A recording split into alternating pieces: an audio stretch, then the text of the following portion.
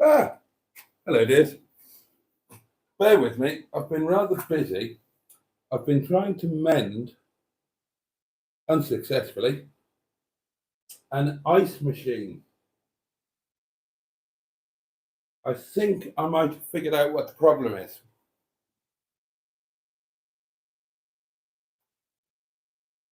But I can't figure out how to fix it. It's just there. I'm just there, just trying to fix it there.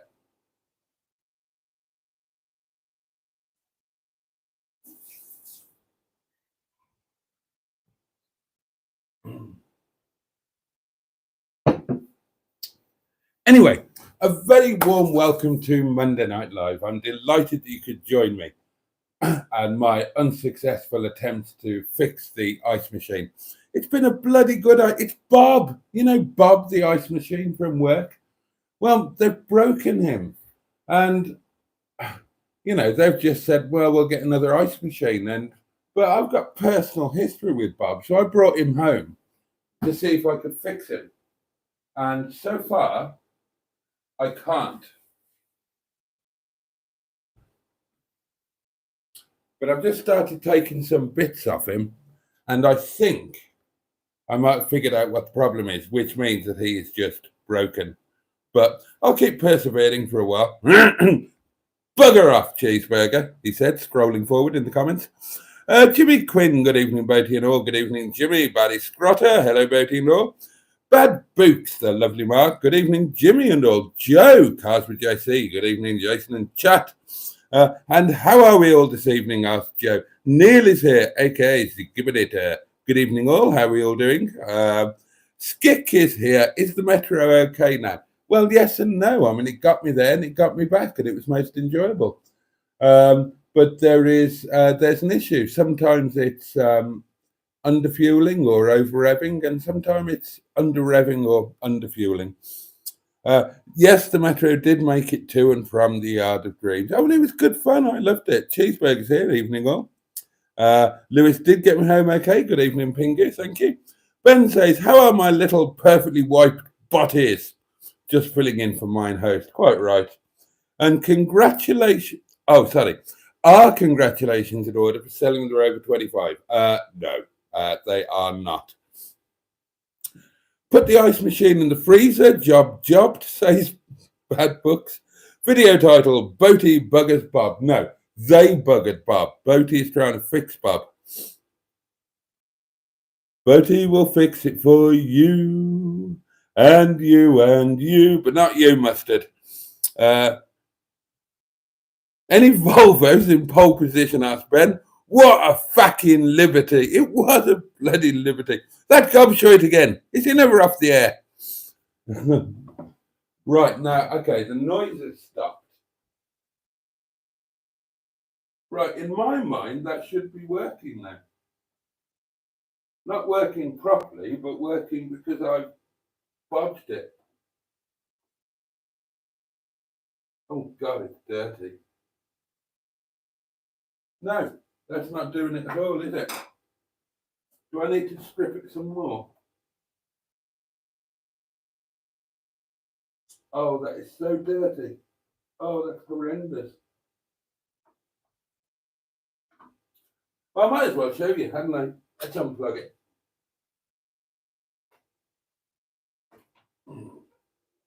Oh, right, it's heavy because it's full of water.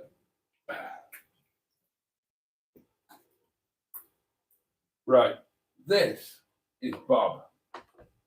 Oh, you're not going to see there, are you? And if I empty the water, maybe I can show you. Right.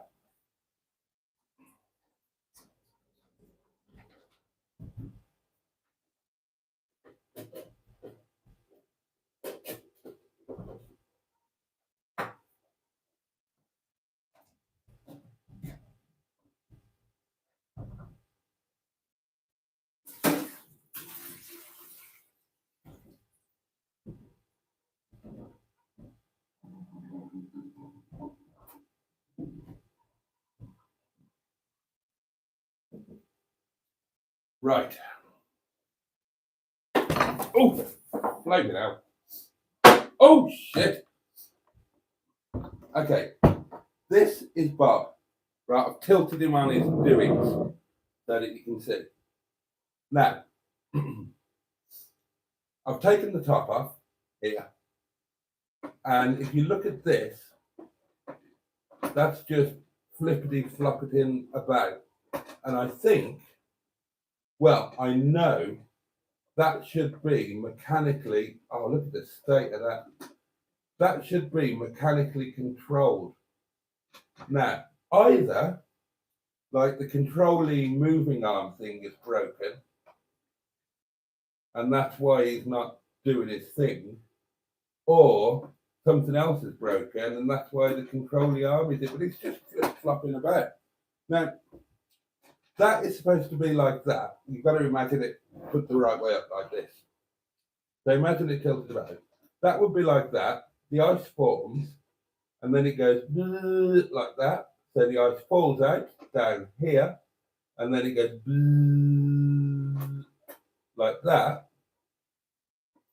And the ice is pushed into the icy basket. Look at the state of that. Jesus Christ. Ugh. Talk about a bleeding health hazard.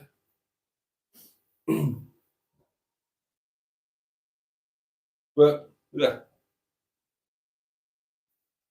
There you go. That's, I mean, there's power there, but I don't know. I mean, I know that's not supposed to be all floppy woppy.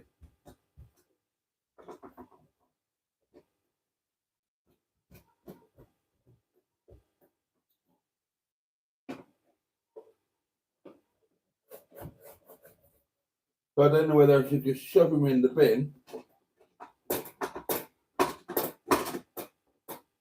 or try and strip him down a little further. I don't know. Oh dear. Oh, poor old Bob. And what I was thinking of doing,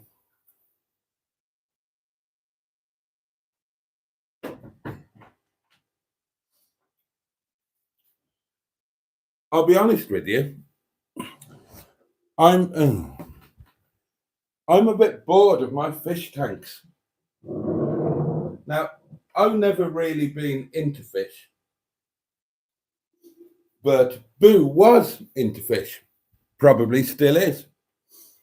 So I kind of bought the tanks for her, got into it a little bit. But now I'm just, I don't know, I'm busy all the time, and there's, they're just, they're tight. They just take too much time and faff. Because you can't just leave them be and forget about them. You've got to clean the filter all the time. You've got to, and I have real wood in mine, and wood leaks tannin, turns the water, it makes the water look dirty. It's not. I mean, it can be clean water, but the tannin from the wood leaks, and that means you need to do a complete water change, otherwise it just looks dirty. And I'm not sure I can be asked with it anymore. So, when the last fish in my kitchen tank here died, I didn't replace it. And I'm thinking now, I thought, well, I'll just get rid of the kitchen tank, shove everything in the kitchen tank. I've got some shrimp in there and snails, and just shove everything into the big tank upstairs and get rid of the kitchen tank and have a kitchen appliance there that's a bit more use instead. And I thought, well, an ice maker might be rather good. If I can fix Bob, I'll put Bob there. But, well, it doesn't look like that's going to happen, does it? Hey ho. Good evening, chat, and good evening, Boaty, says the lovely John Stoodley. No, I didn't let the tyres down on the Volvo Neil. When I got home from work, he'd fucked off, fortunately. A title, Boaty debuggers Bob. I don't think I'm going to be able to debug a Bob, to be honest. I wish I could. I mean, Bob's done bloody well. Bob's kept the restaurant going in ice for 6 years. And I bought him secondhand, although I'm not sure it had been used, off Facebook Marketplace, if memory serves, for £40. So can't grumble. I have turned it on, off and back on again, Cheeseburger. Yeah, many times. He's not even an engineer. No, I'm definitely not an engineer. Have you cleaned out the doings? I've tried to clean out the doings. Bob is very dirty, says Jimmy. He certainly is. Pingu says, a broken thingy McDougal cog, I reckon. Well, it could be. Plug in your P-scan to find out. Borrow Mustard's bottle jack and put it under the skip. Video it, and they might send you a bottle jack.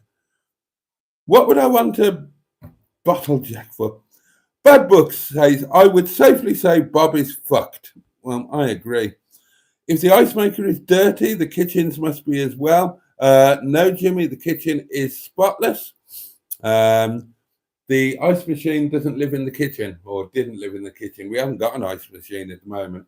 Vishnu wants a big posh one that's all plumbed in and that you have to schlep. But the problem is that might have to go down in the cellar. And I don't want to have to schlep down to the cellar every time we want a bucket full of ice. Oh, poor old Bob. Nisbets have got a special offer on an industrial tabletop ice machine, about 50% more capacity than Bob, easily strippable and cleanable for hygiene, obviously. You know, an industrial job, not a home job like Bob is. And it's on offer at the moment at Nisbets, 129 quid plus VAT. I said, let's just buy this, for God's sake. But no, they're holding out. They want a great big posh one, which means that won't happen for about 2 or 3 months. We'll have no pissing ice. And we'll have to go back to buying bags of ice from bleeding Lidl, which is what we used to do before I bought Bob. And I got fed up with it. Takes up freezer room we haven't got as well. No, it's annoying. But it does mean I could put something else there instead of the fish tank. Well, the problem is now I look at the fish tank and I quite like it being there. So maybe I should just clean the fish tank out and get another fish. I did think about getting a what's it? I had one before.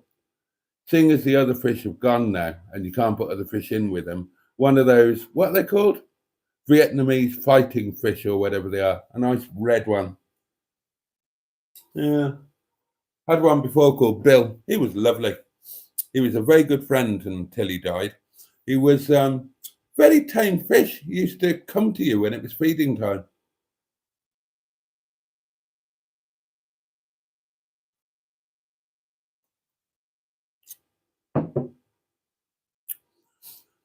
Oh, right. Yeah. Plug the P scan into Lewis, not Bob. All right. That makes more sense, that finger.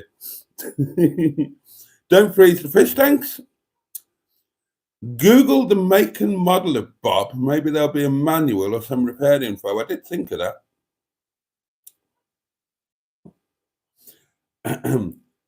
I'll pick up the fish next week for my cat.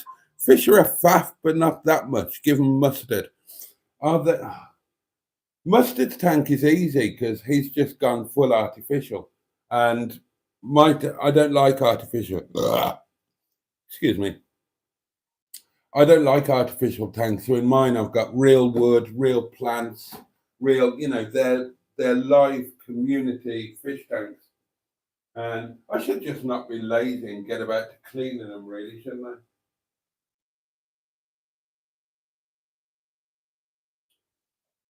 I mean, they are lovely when they're all done. Just one of those things, isn't it, that you just keep meaning to do, and suddenly a month has gone by and you haven't done it. Bit like having a bath. R.I.P. Bob the Ice Cube Maker. Well, R.I.P. indeed. He's been a splendid chap. What engine is it? Asked Neil. I don't know. It's a little electric motor thing. It's got a fan on the side. So is Lewis Hamilton living up to his namesake and grumbling and whining? Well, there was quite a period today where he drove absolutely perfectly, like he did yesterday. But as you'll see in tomorrow's Dairy Daily, when I started him this morning, he was underfueling or not. The choke wasn't, well, same thing in it. He was underfueling. So he was cutting out unless you were manually applying some throttle. And he did that for a while. And then I got to the post office to trying to appease the vengeful gods of the overdraft, started him up from the post office, and he was over revving. And he over revved then all the way to the scenic spot up at the top of Monk's Brow when I stopped to take some pictures. And I started him again then, and he was perfect. And he drove perfectly all the way to the yard. And then he drove perfectly all the time that Mustard was doing his video review. And then halfway to lunch, he started over revving again. And then he kind of over revved half of the way home as well. So I don't know what it is. I mean, he got there and back, and he was great fun to drive, and Mustard absolutely loves him. I'm going to put him up for sale anyway. The Nisbets one is the best option. Well, I think so too, Ben. I think so too. But try talking to them. I should have just bloody ordered it myself, and then it was job done instead of just saying, I'm going to order this. I should have just done it.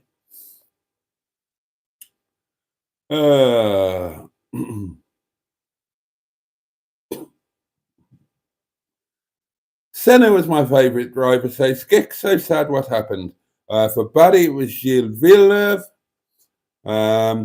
Ben says, everyone I know with plumbed-in water dispensing fridges, don't use it because of the faff of keeping it sterilised and clean. John says it was a great live from the yard. Not long now, Boaty. I'll get my wish, and I'll be very happy that day. Yeah, next Monday, it's all going to happen. It's all going to happen. Is the carb the problem, asked General Cheeseburger. Sticking needle valve. Has Bob got a carb? I don't know. I wouldn't know what a carb looked like. What, carbohydrate? Shall I try plugging him in again and see if he's magically fixing himself in the last 30 seconds? Plugged in.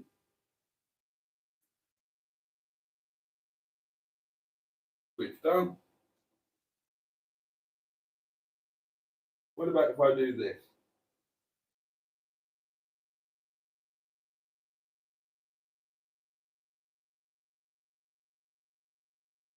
Okay, well, what about if I do this?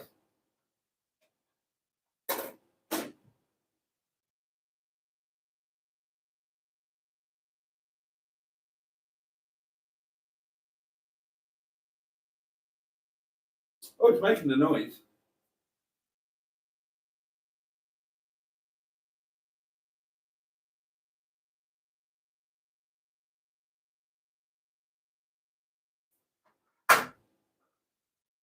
Let's put this back on.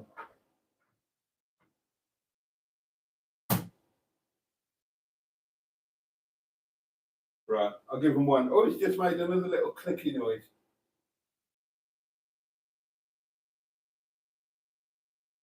Oh, there's no water in him now, though, is there?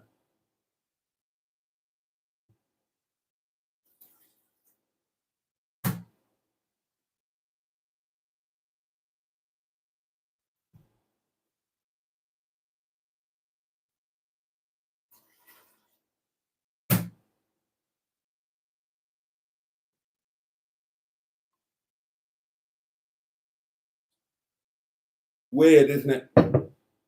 I'd scrap Fred the Shed in a heartbeat, but I don't want to scrap Bob. Mind you, Bob has got a potential function, which is more than could be said for Fred the Shed.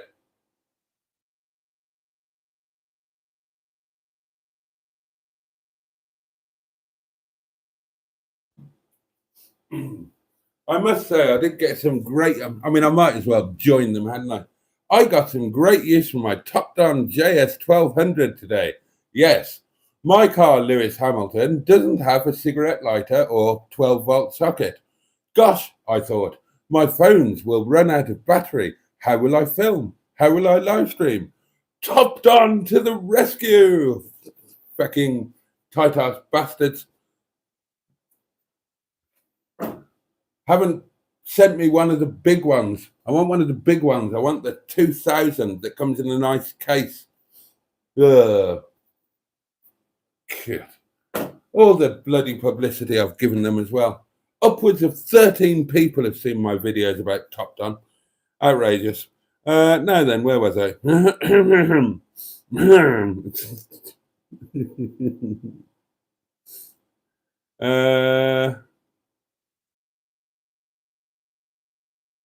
Right.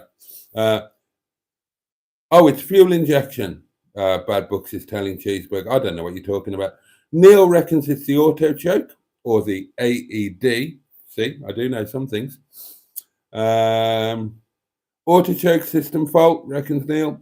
Barry Scrotter thinks something is wrong with a single point injection.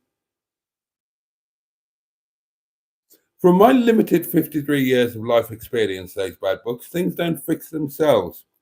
Neil says it needs the carb taken off, stripping down, and checking. Lack of use has taken its toll on the carb. Mark Prasad says, I always liked Emerson Fittipaldi. He was a porn star, wasn't he? But only because I loved Lotus in the 70s and 80s. Oh, well, there's a feature, I suppose. What's your favourite Lotus, if you've got one? I always quite liked the look of the Europa. I thought that was quite a cool looking car.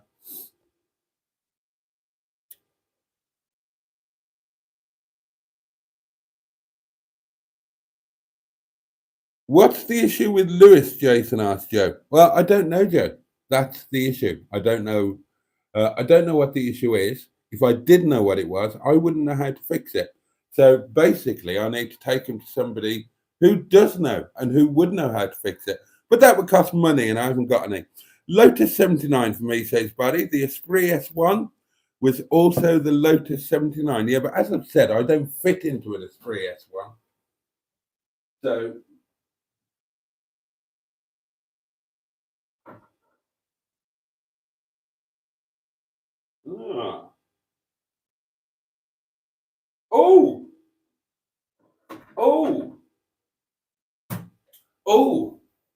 Oh, that's progress.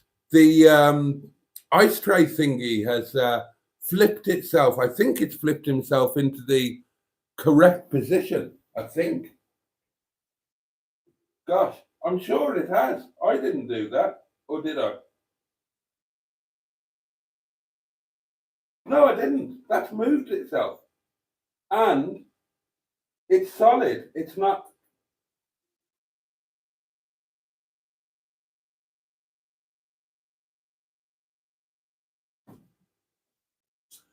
It's holding itself in position. It's holding itself in position. It's not doing the flip-flop thing. So that's something. Let's turn him on again.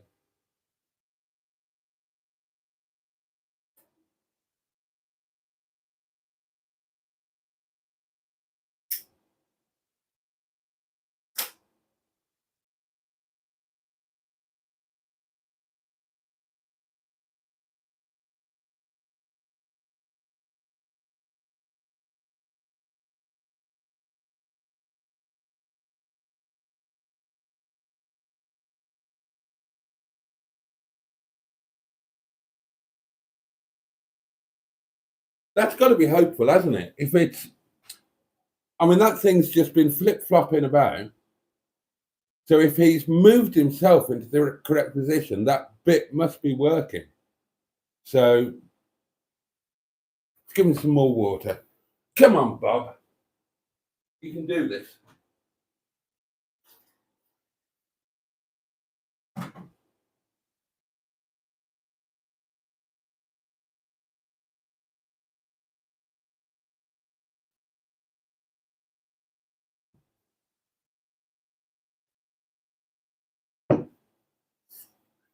If I fix Bob during a live stream, this will be the undoubted highlight of my non-existent YouTube career. Loads of trouble, usually serious. Can you bring it down the yard Tuesday? Oh, what? The Metro? Yeah, I think so. God, I'm going to be spending a lot of time at the yard. I might be going to the yard on Friday.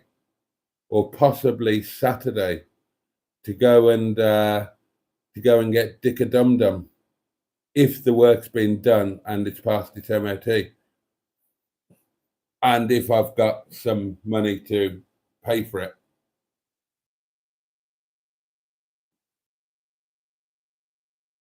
I didn't realise, Neil, that you guys were staying over. I thought you were heading back that same day. It was Mustard who told me that that you're staying in a local Premier Inn, or the Premier Inn, is it, in Milnrow? I didn't realise. I thought you were just sodding off.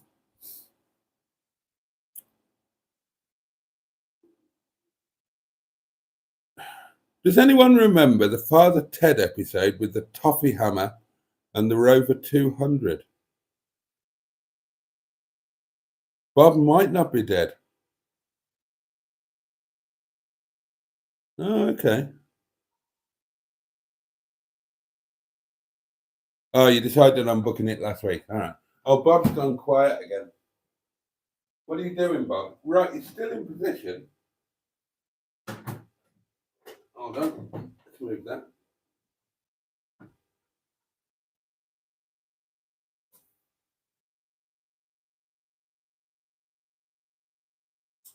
He's definitely fixed his ice tray into the correct position. Give him a bit more water.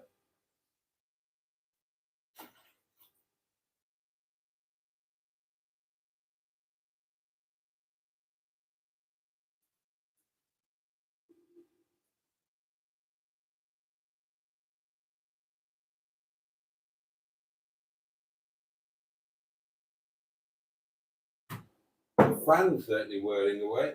Let's open him up. Oh, God, that's so dirty.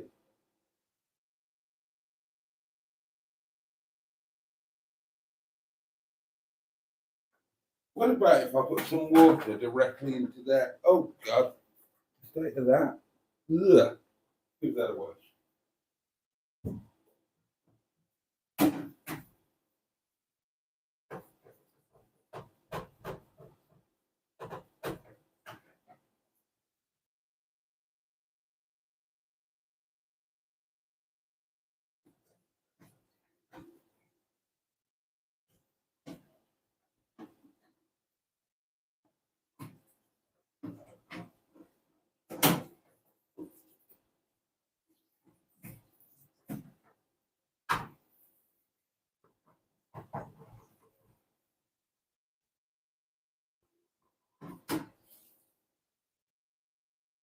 Actually,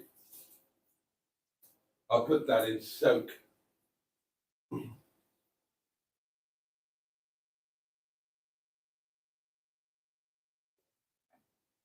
Right, he's definitely holding himself in the right place. Oh, didn't mean to do that.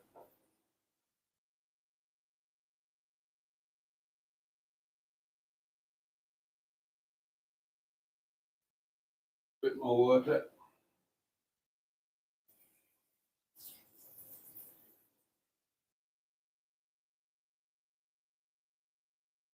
Actually, I'll leave that as water for me and use the vase.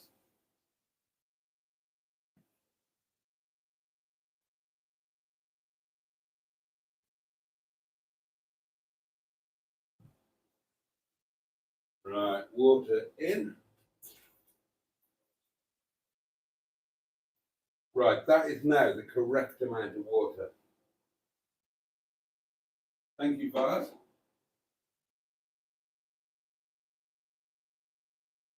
Right then, Bob, do your thing.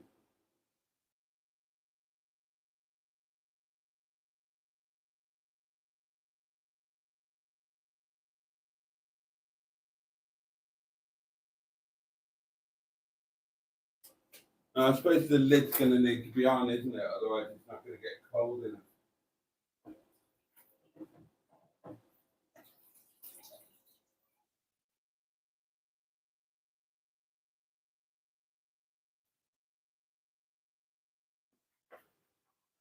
Oh, don't go quiet. Don't go quiet, dear boy. Come on.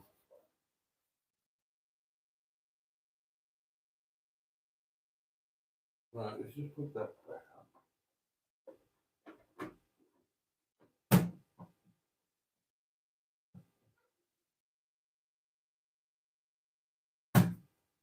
Right, well, I don't know.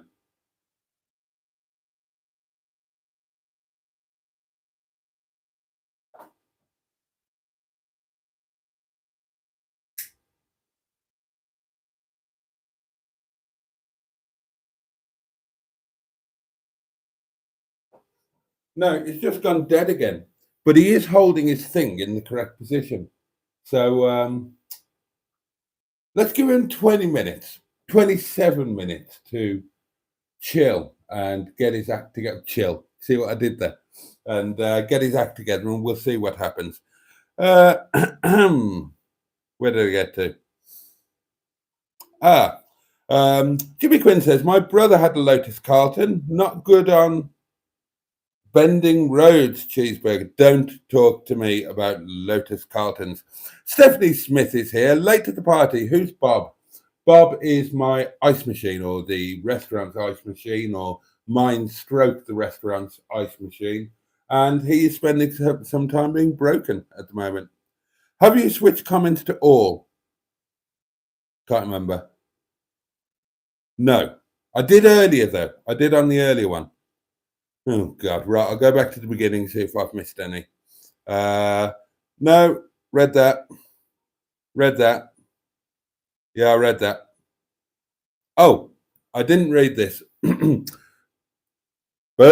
the Bodger, can he fix it? Boat the Bodger, can he fuck? They're doing a musical of that, aren't they? They're doing a musical of Bob the Builder. And it's going to be starring, what's her name? The lady with the big bottom. Not Annika Rice, the other one. What's her name? Jennifer Lopez.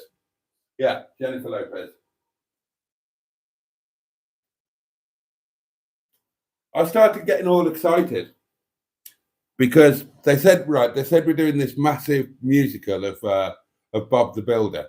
And I thought, cool, for Neil Morrissey. He's going to have a right old payday.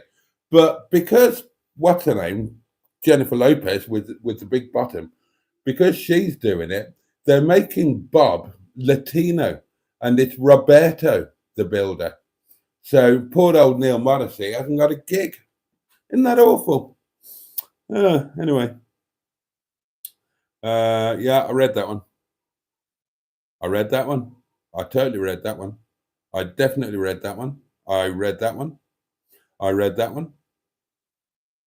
I read that one and that one and that one and that one. I didn't bother reading that one.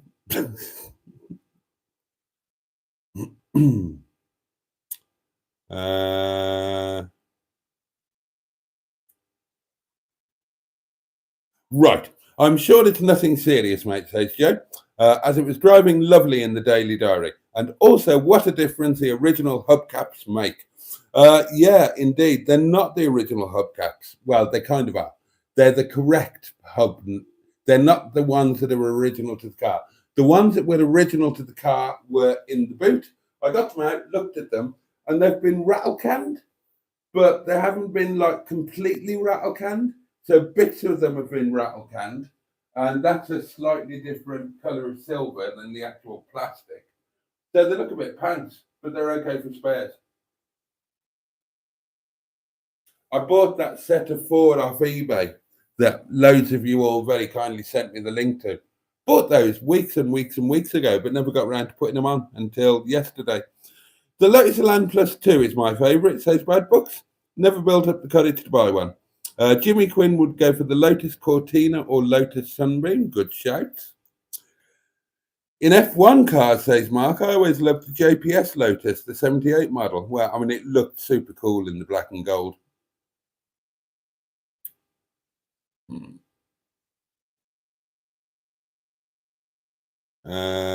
Right, now I've kind of caught up. John says, Boaty, the very nice man Neil will fix Lewis. Don't you worry about that.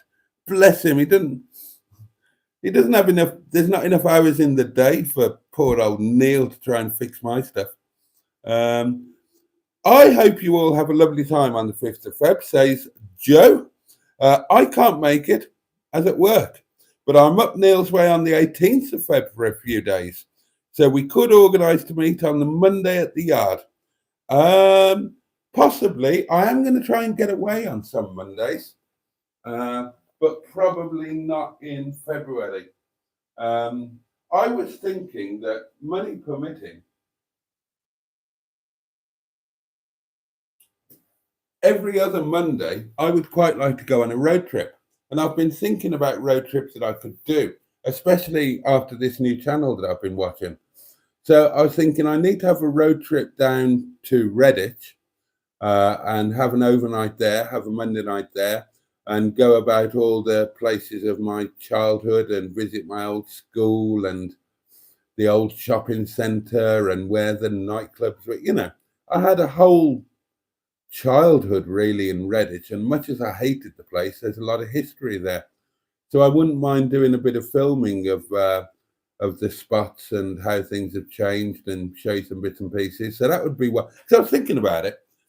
If I do what I said last year and do the first Monday of every month, then what have you got? So like March, April, May, June, July, August, September.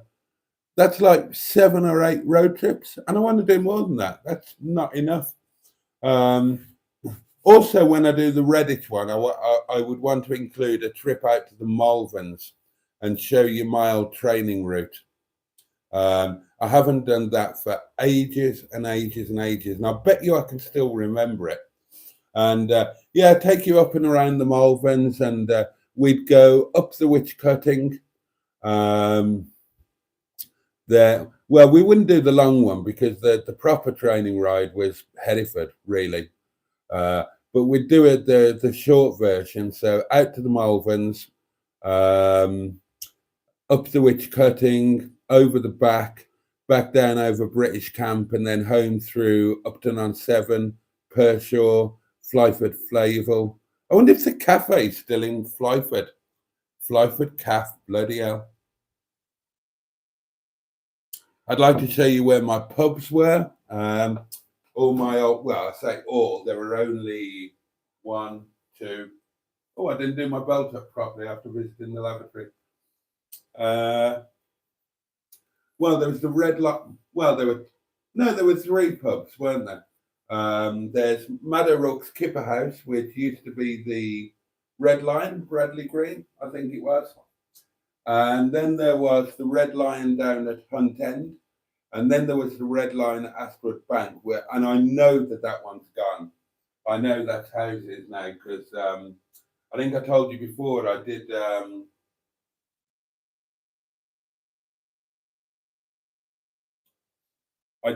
what's it at a new car dealership out in Feckenham. What do you call it when you're theoretically an expert and you get paid to go and sort some shit out? I can't remember what the name for that is. Cheeseburger, help me out.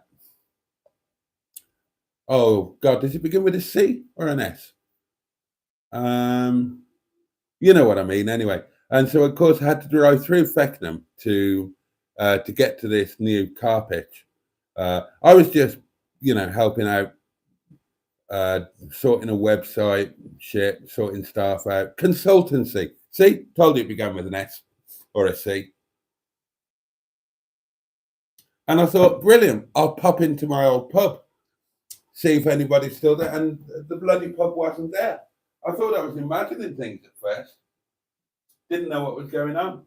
But no, I figured out where the pub was, and it's just houses now. So there you go. I could show you my old place in Cook Hill. I could show you Portway, of course. I could show you the old car pitch and reminisce over some stories. There's loads of shit around there I could show you. So I would like to do that. I definitely need to do a road trip back home to South Wales, probably more than one. So I've got so much to show you around there. And when I say show you, I don't even know if you'd be interested. I'm probably doing it for me, really.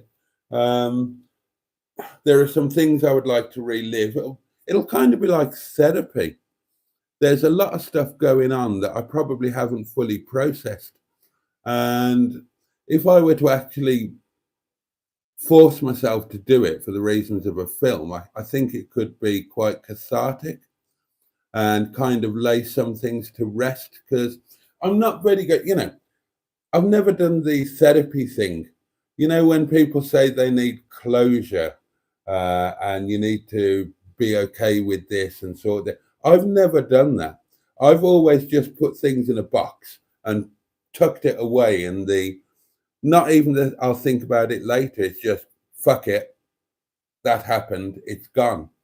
So, there's a load of stuff that I've never really gone through. I don't know whether it's important. You tell me. Should you grieve for the place that your parents ended their days in, or that you were brought up in, or should you get teary-eyed as you go around your old school or the place that you were brought up and can't wait to get away from? The things that I would like to do.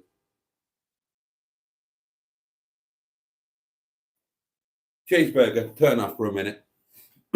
Would be to drive around and film the places that meant something to me on the bike. So, for example, now I can't remember if this made it into the video. I don't think it is. But I had a bit of an epiphany. Do you remember when I went to Rob's funeral? Well, specifically, not when I went to the funeral, but when I went from the funeral to the wake. And I can't remember if I put it in the video. I think I might have. But we went down an old course. We went down the K8, and that brought so many memories. So I'd like to take you down the K37 and stuff like that. And over the Malverns where I used to train, and also over the Cotswolds. I'd love to do that. The number of times that I suffered up Saintbury and Dovers. So I'd love to drive up those and film that. The real jerker will be when I go home to South Wales. I take you up the Family Mountain, up the Penrue, up the Recos Bank, and show you all of the. Yeah, I must do that this year because I'm really old. You can't. When you get to an age where procrastination is not always wise, because you don't know if you go. I don't mean to sound maudlin. God knows, I hope I plough on for decades yet. But you can't be certain that there's going to be another year there. So you kind of have to grasp the doings, don't you? And I'm just thinking that I've been paying about, let's work it out, on average, £8 a day. Right, I've been paying about 60 quid a week on gas, right? So in the summer, I won't be paying £60 a week on gas. So thinking about it, that's 60 quid. That would pay for a cheap night in the Travelodge and half a tank of petrol, wouldn't it? And certainly 120 quid if I was doing these things once a fortnight. Then 120 quid, that's a night in a Travelodge, a takeaway, and a full tank of petrol, pretty much. So I reckon this is the year that I should do all of these things.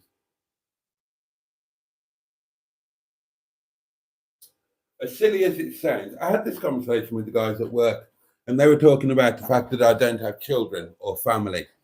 So that being the last of the line, when I shuffle off this mortal coil, God, I am sounding maudlin tonight, aren't I? I don't mean to. That there'll be nobody left to remember me or anything like that. And that kind of hit home a bit. And so I'm thinking, if I put some of this stuff down on video and talk about my parents, my grandparents, my own childhood and everything, then there will be a bit of me left with you guys and with whoever else watches it in years to come, because, the internet lasts forever, doesn't it? And I think it would be good for me, and I would enjoy it. And so that's the plan. That's the plan. Sacrifice some days at the yard and do the road trips. I mean, I'd love to do it with Mustard. He's my best mate. I'd love to do that, but he can't do the overnights, and even the just day trips away. I mean, he keeps himself busy at the yard, doesn't he? And it would be a dead day to him. But there we are. Maybe one of you lot would like to come with me. Maybe on each different road trip I do, one of you lot would like to come along and get bored senseless in real life in person, and I'll buy you lunch and we could share the driving or do some drive-by shots or something. Where did I get to on the old? Oh, I got there, didn't I? New video series, Hooked on Knackers. Boaty attempts to repair a different piece of broken kit each week and fails miserably. I'd be up for that, actually. I'm not giving up on Bob. Right, I know it's not quite 11 o'clock yet, but I'm going to prod him again.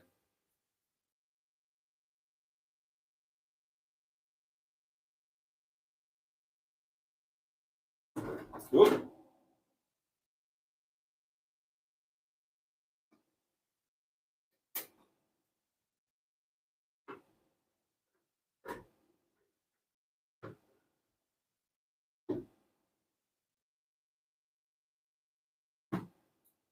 Yeah, nothing much seems to be happening there. The ice tray is still in position.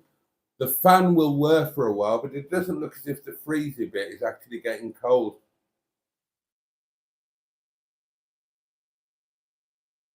I could try hitting him with a wooden spoon. Let's try that.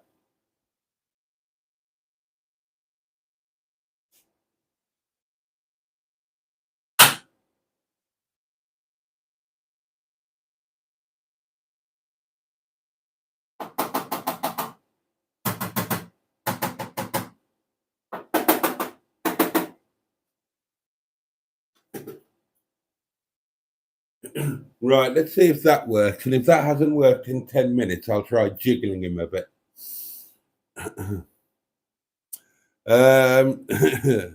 Well, this is fascinating. Watching an empty chair while an ice machine gets iced. You've tried good cop. Now try effing and jeffing at the ice machine. Well, that's worth a try, isn't it? Well, I've just given it a... What do you mean, I hope I didn't podger the damn thing? Bloody hell. You could ask Mustard to clean the ICV in Lewis. That might help. What's an ICV? Oh, something can... I can't ask Mustard to do anything. He's already too busy. To be honest, says Ben, I can empathise with Bob. I wouldn't feel like performing with Father Boticus looming over me. I could offer encouragement, offer some constructive advice. I've managed to pick up 2 TI alloys for Harry for bloody hell, 18 quid. Well done, Neil. Have you had a... Oh, idle control valve. Thank you very much, Neil. Somebody did say, not about Lewis, but asking the same question about a similar problem on one of the forums. Somebody said unplug something from the ECU and it will default to a default fueling setting or something. See if that solves the problem, and that'll tell you. So if I can find out what the thing that I should take out of the ECU is, what the ECU is, where the ECU is, and how to take the thing that I don't know what it is out of the ECU, which I don't know what it is or where it is, I might try that. Have you had a Lotus Carlton, Boaty? Asked Jimmy Quinn. Jimmy, I had 2 of the worst nights of my life with a Lotus. Oh, Bob! Don't just stop. Do something.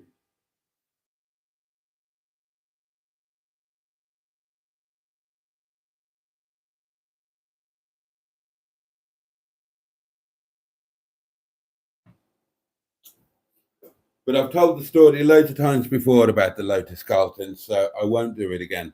I do not have happy memories of the Lotus Carlton. Even saying the name sends a shiver down my bloody spine.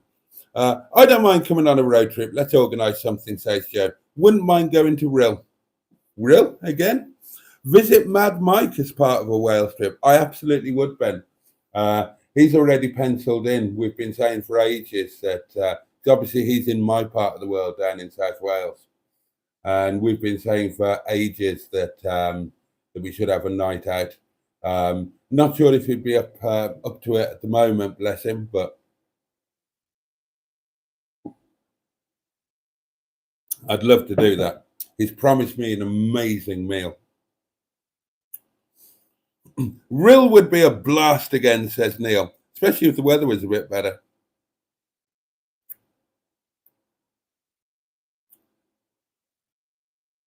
Consulting. Thank you, Betty Scrotter. Huh?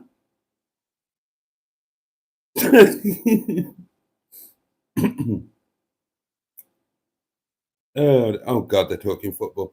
I've signed up to an MX5 Owners Club Peak District weekend in May, says Bad Books. We're staying in Buxton and meeting up with the Peaks and Pennines MX5 group. Oh, well, let me know when it is. I might rock up and annoy you. Go to Ferndale, home of Stanley Baker, says Barry. Stanley Baker? Oh, is he the guy from Coronation Street? I'm meeting at the Rose and Crown Portway tomorrow, says Cheeseburger. I think the Red Line in Feckenham has gone to houses as well. What? The one?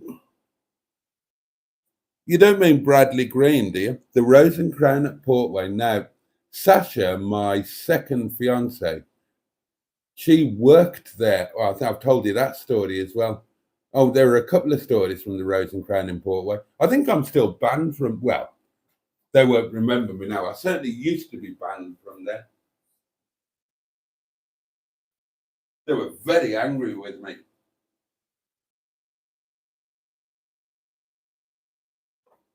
I told you the story, didn't I?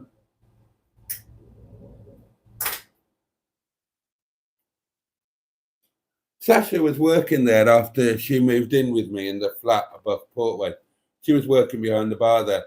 And there was, she was a good-looking girl with Sash. She was a bit of a beauty queen. She was Miss England or something or other. And there was a pervert who was perving all over her. And he was a customer at the pub. And she complained to the management and they did sod all about it. And she just got more and more upset. So I just she rang me when he was in there one afternoon. I just went down and knocked him out. And they got really funny about it. They weren't happy about it at all. I just walked straight back out, I just went in, dropped him, gave him a warning, and buggered off. And like 15 minutes later, they ran to the pitch squealing at me. Well, you should have done something, shouldn't you? Staff welfare and all of that.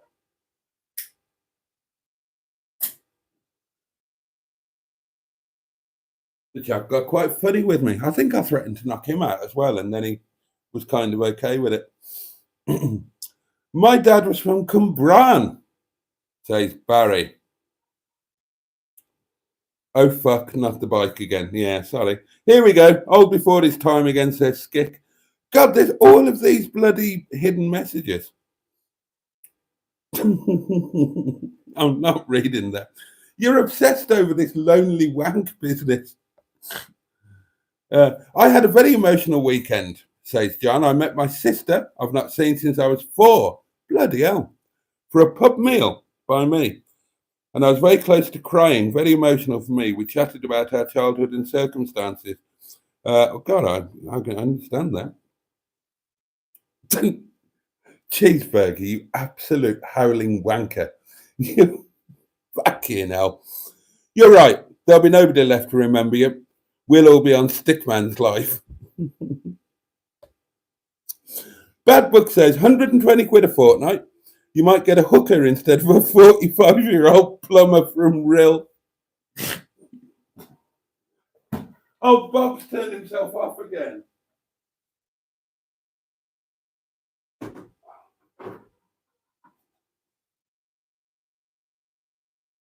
Oh, it's not even getting cold.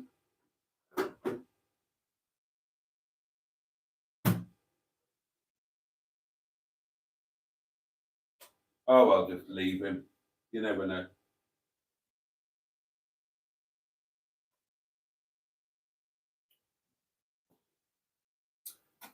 A 45-year-old plumber from Rill. Look, any port in a storm, dear. That's what they say. Oh, and fuck it. What do you people think of me? Jimmy's come up with the same thing. Oh, okay, John. Yeah, fair enough, mate. Jimmy's come up with the same thing, and I'm not allowed to show you this. The onboard moderator won't allow it. Boaty, 120 quid. That gets you a meal, a cheap hotel, and a dodgy hooker. You only want me to come on road trip so I can recover you, says Neil. Oh, hello, Frank's here. Frank G_05. Evening, Boaty. Good evening to you. Is the ice machine a K series? It seems to be overheating. He's getting all technical now. I never did get all the cycle races Boaty won in his youth out of him earlier, says Barry Scott. Barry, we would be here a long time, mate.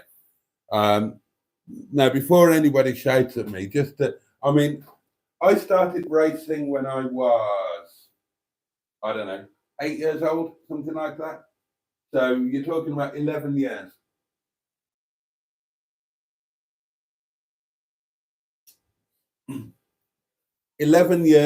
Let's say, I don't know, maybe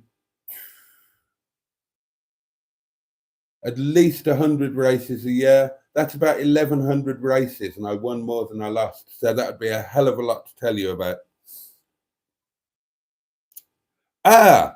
Black Lions. So Jimmy says if you clean Bob, it might work. It was cleaning him that broke it. It was working perfectly until they decided to clean him. And I got into work and they said, we've cleaned Bob and it's broken. Boaty, I started watching that Sean James Cameron channel you recommended. Very good. I'm obsessed by that at the moment. Partly because he's kind of living my dream. He's done what I would love to do. For those of you who don't watch it, he's a gentleman of a certain age, a couple of years younger than me. He wrote a book. He did some work in film and TV. And for the past 15 years, he's just been doing YouTube, mostly about an allotment. And for the last 20 years, he's been, who's just done that? Oh, Frank G, thank you, mate. Thank you very much. I'll stick a heart on that. Oh, much appreciated. Thank you. £5 super chat. That'll go towards a dodgy hooker, won't it? For the past 20 years, this guy has been spending he's been living in one room in a shared house in London, costing him 800 quid a week. And, you know, he's on his own. He's an intelligent guy, a good YouTube presenter, actually. And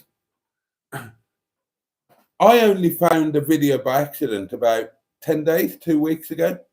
And if I'd have seen any of the other videos where he's just taking you on a bus ride in London or showing you his allotment or talking about some no-dig allotment technique, I wouldn't have even watched 5 seconds. YouTube, which shows that the YouTube algorithm must work in some weird way.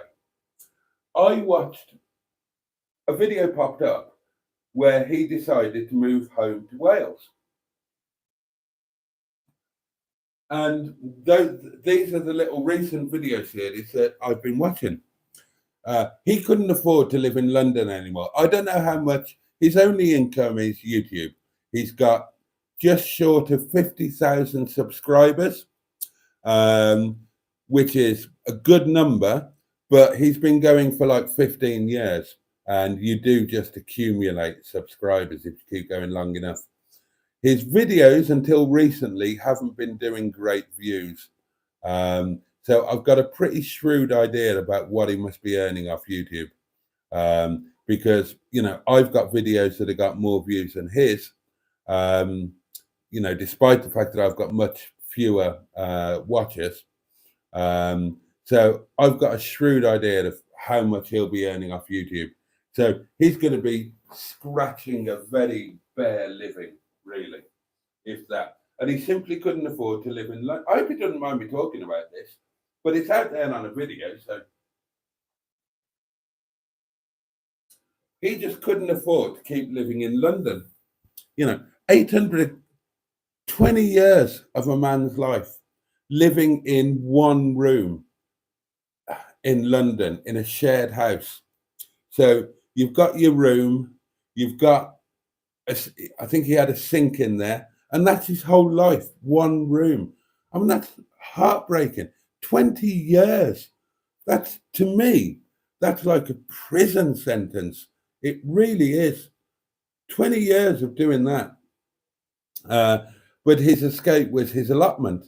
And he used to do his YouTube filming either at the allotment or in the morning when the other people in the house had presumably gone off to their work and their job. So at the back end of last year, he decided he needed to move. And he had a bit of an epiphany, and he decided to try and go home to South Wales on a budget of next to nothing, as I understand it. So he managed to rent a little miner's cottage, and he's been quite coy about exactly where he is, because he's been less coy in the past, and he's had people rock up to his front door. Now, we know that happens. We do. We definitely know that happens, don't we, darlings? So he's been a bit coy about where he is, but I know roughly where he is. And he's basically the valley over from my valley. So you've got his valley here, my valley there, and then in the middle you've got Treherbert Mountain. Well, my cottage in Wales was looking directly over at Treherbert Mountain. It was the last thing I saw every night and the first thing I saw it every morning, because my bedroom in the cottage, all of the front of the bedroom was glass. From floor to ceiling was just complete glass. That was how I wanted it, because the view was stunning. If this was the valley, I don't know how to show you. If this was the valley, I'm on one side of the valley, halfway up. So I've got height. Then you've got the Neath Valley there, and then you've got Treherbert Mountain. And so I'm looking directly out.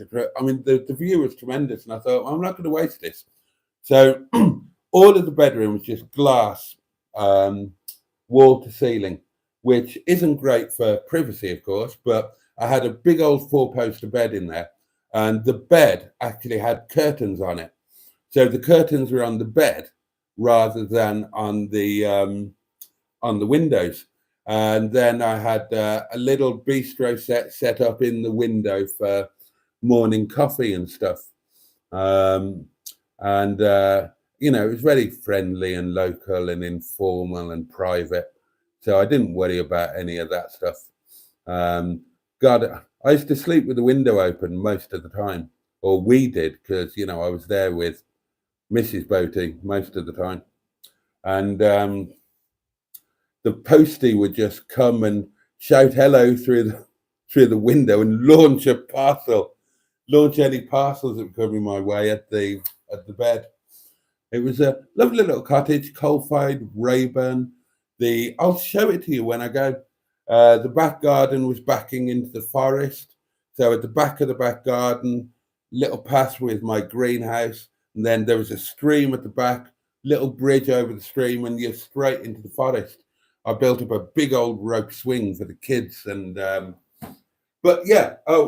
this Sean guy. So he's just in the next valley. So I know it all. I recognise it all, and that's what he's done. He's rented a little miner's cottage in there for about 600 quid or something like that, and he's moved in with his cats, and he's been there about 3 or 4 weeks now, and these are the videos that I've been watching. He can't really afford to furnish the place per se, so he started out just living out of one room, and he's just revisiting he's gone back home, and it's something that I dream of doing. I've talked about it before. The Welsh word is hiraeth. There isn't a direct English equivalent. It's a deep longing to be back home, back where you belong. And I do dream about doing it. So I'm watching this with interest, especially as there are so many parallels in that, he's trying to make a living off YouTube, having to do everything on an absolute budget. He's got, the kind of health issues that we all get when we start knocking on a bit. I do commend the channel to you if you're interested. So there you are. I've had a couple of comments about it. Stanley Baker was in Zulu, you nitwit. Oh, okay. Sorry.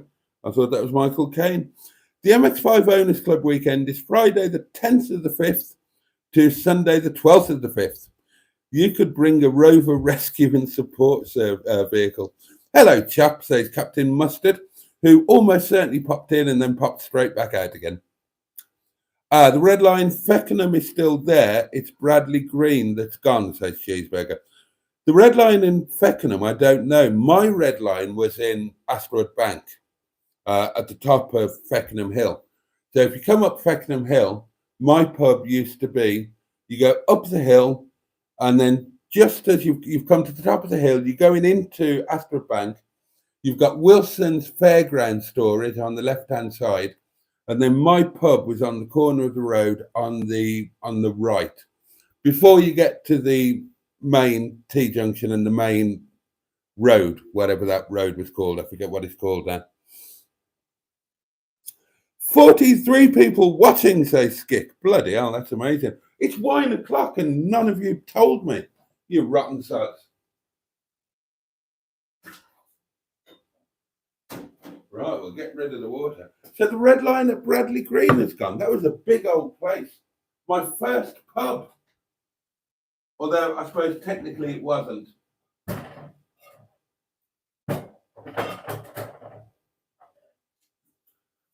So I wasn't actually the publican at Bradley Green, whereas at Red Line I was.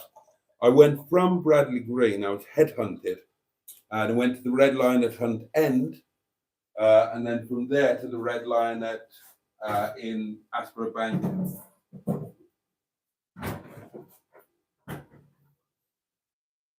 A few years have passed now. The last few times that I was around Redditch was when I was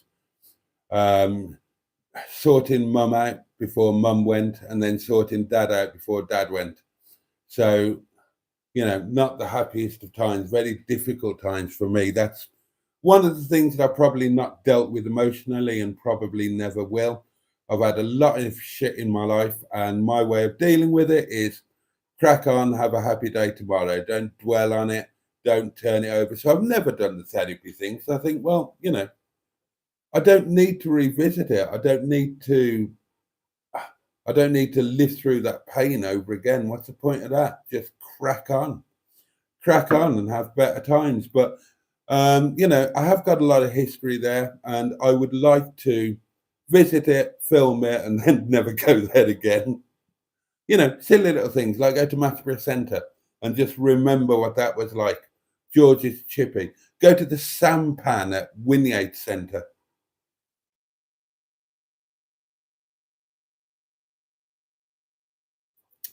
Some of the old pubs, the old Washford Mill, which was like posh. I think we covered this before. That was posh when I was a kid. Bloody hell. And I tell you where I thought I would stay. I stayed there before when I was staying in Redditch. I thought it was quite funky. Now, when I was a kid, Cheeseburger, it was the Campanile.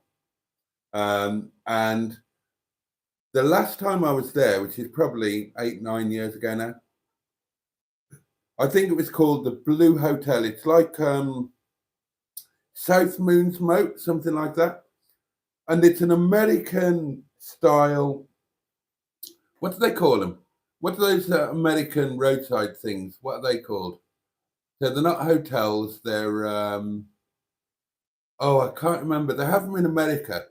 I'll stop talking because one of you will let me know or I'll remember. Bloody hell, Boaty, says Stephanie. My husband's mum used to live in Aspera Bank by the Bell Inn. Did you used to work on at the car garage on the A435 with Dave? Yes, I did. My husband lived just down the road in Droitwich. Which Dave? Which Dave are you talking about? Are you talking about the goat?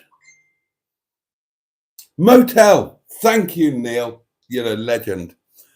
Yeah, which Dave are you talking about? Are you talking about the goat? Or are you talking about Dave? Are you talking about Pruitt?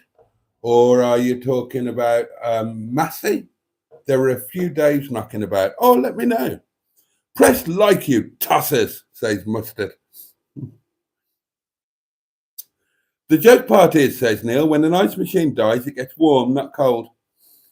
If Bob isn't getting cold, could you convert it into a fish tank? Oh, God.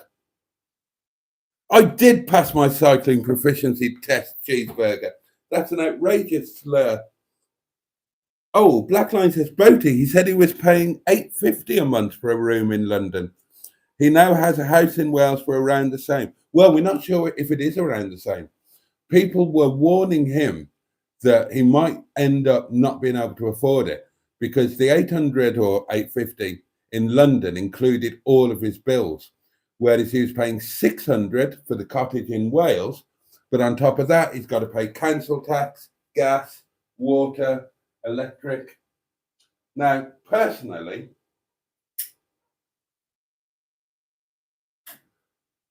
for the sake of having a house or a cottage and a garden to yourself, then I would do anything in order to afford the extra. Go without whatever you need to go without. Work every hour that God sends. That's what I did with this place. I couldn't afford this place back in the day. Well, I can't afford it now. But, you know, the idea of living in a room or a flat somewhere awful, oh, God, no. So he hasn't had all of his bills hit him yet.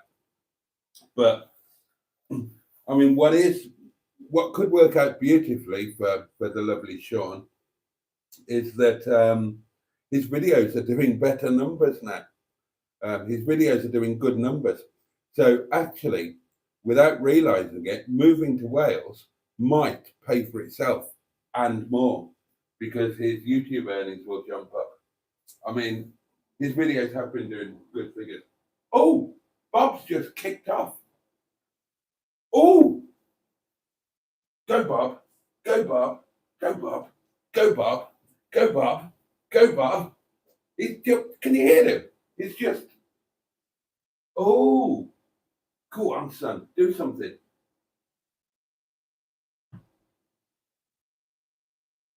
If Bob starts working, I'm going to shit myself live on air. He's just been sitting doing nothing, and suddenly the fans kicked in. That's got to be a good sign, right? Go on, Bob. You can do it, son. If Bob starts working, that fish tank is going in the bin tomorrow, and Bob's going there. Oh, come on, Bob. Make an ice cube.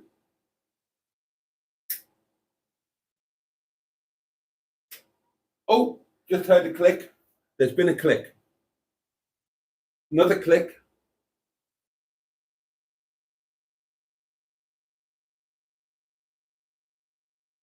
Come on, Bob. Pray for Bob.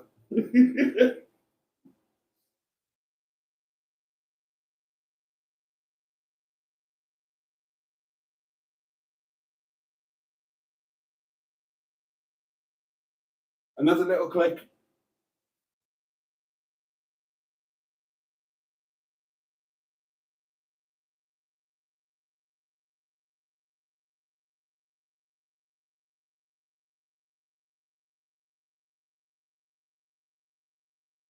I don't want to tempt fate, but I'm going to put this in just in case. Just in case he does produce something.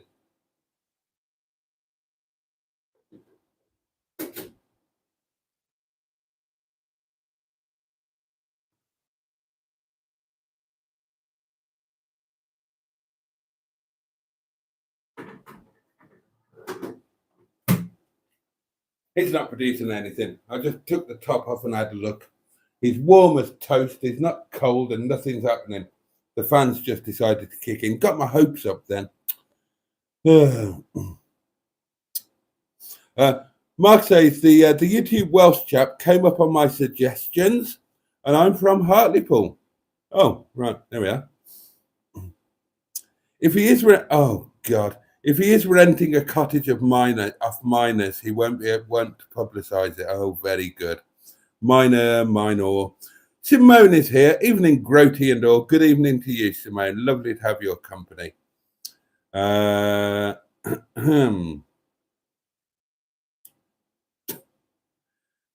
Tonight's live stream, proudly sponsored by Mr. Boaty's Scroty Fresh. Good evening, Boaty and everyone, says Ivor Spotty Butty. Oh, you got that Scroty Fresh bit. I thought I'd throw that into a daily diary, purely for my own amusement. Scroty Fresh.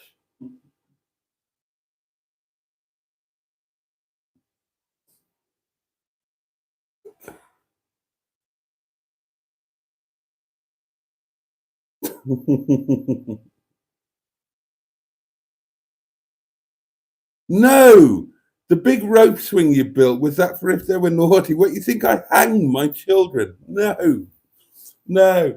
I used to give them the super swing. I mean, it was, health and safety. You wouldn't get away with it now. I built this massive swing from one of the biggest trees in the forest, and I used to swing them about 100 feet up in the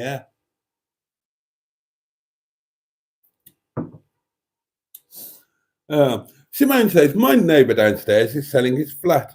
I hope whoever moves in is quiet. I could finally stop wearing ear defenders to get to sleep.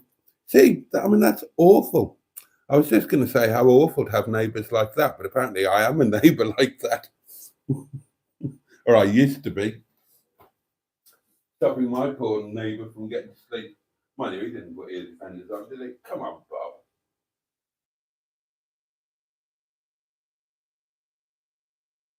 I might just leave him overnight and, maybe I'll wake up to some fresh ice. Maybe he will lay some ice eggs. No, I'm still here, you lovely weirdo, says Mustard. Oh, that's good. 45 in the house. Hi, Boaty, says Chaz Brown. This is nice. It's the White Lion, isn't it, at Ashford Bank, says Stephanie Smith. No, my pub in Ashford Bank was the Red Lion. We had the Red Lion Ashford Bank, the Red Lion at Hunt End, and the Shoulder of Mutton in Bromsgrove, where I never went to, but I ran the other two. I think the White Lion was on the White Lion was on the main road in Ashford Bank.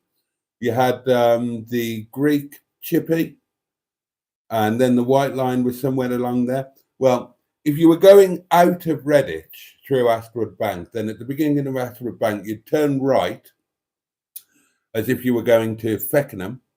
And before you got to the top of the hill, my pub was on the left-hand side.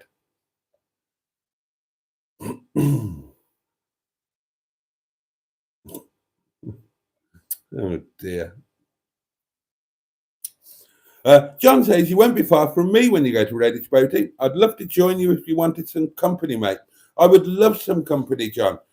Any and all of you would be very welcome to join me for the evening or the day in Redditch or anywhere else that I go, quite honestly. Doing it with any of you guys would make it much better for me. Motel, yes, thank you, Master. Oh, I'll tell you about that place, yeah. So the last time I stayed in Redditch, I stayed at, used to be the Campanile. In fact, my first fiance, Donna Louise, she was the chef at the Campanile when I met her, and it became this like motel place, and it was called Blue Hotel. I don't know if they were Chris Isaac fans, and I stayed there a few times when I was down sorting stuff out for Dad, and I found it quite convenient, mostly because the smoking ban had kicked in then, and being a motel, all I had to do was just walk to the front door. I didn't have to walk down 16 flights of stairs and out through the lobby. And it used to be quite cheap back then. It was like 45 quid for a night.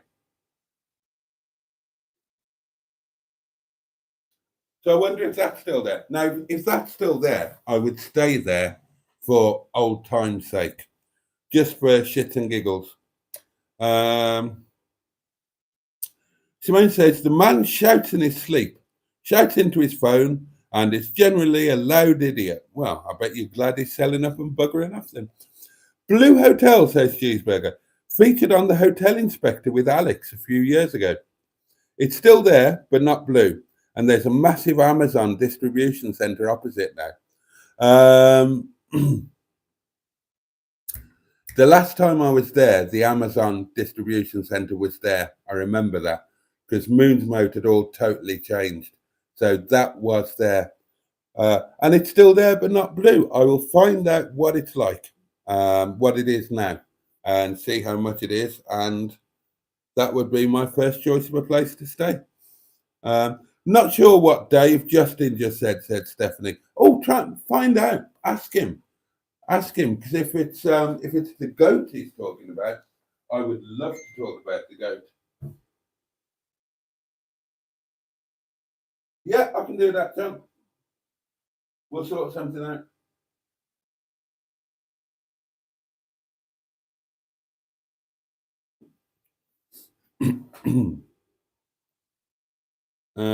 Have a great life, everyone, says I was Spotty Botty, and ta-ta for now. Is the wine frozen yet? No, not yet. Glad we don't have smelly vision. If the fan kicks in on the K series, you start worrying. God. There won't be a big bang. Boaty, did you buy the children from China? Okay, Jimmy, that's a bit weird. I don't understand that. Am I missing something? Somebody enlighten me. Did I buy the children from China? All right, that's weird.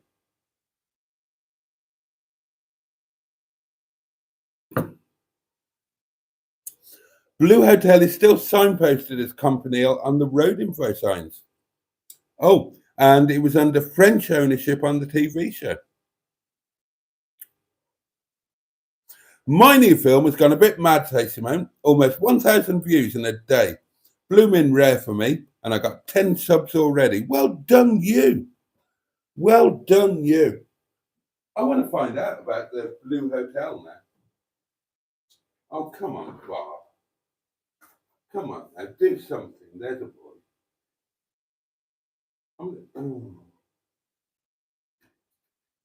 Not cold at all.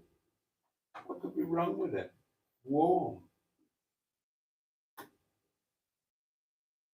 Let's give him a wipe with a damp flannel. Mail order children. All right, that's just a bit weird.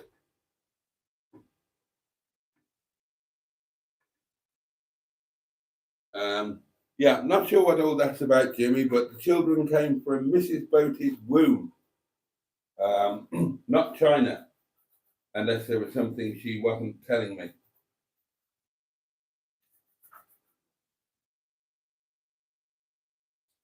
Well, I suppose I could turn him off and on again.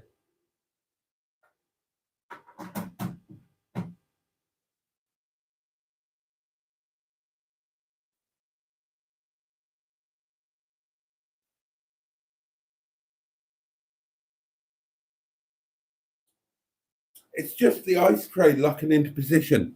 It's given me hope. Hope, my darlings, hope.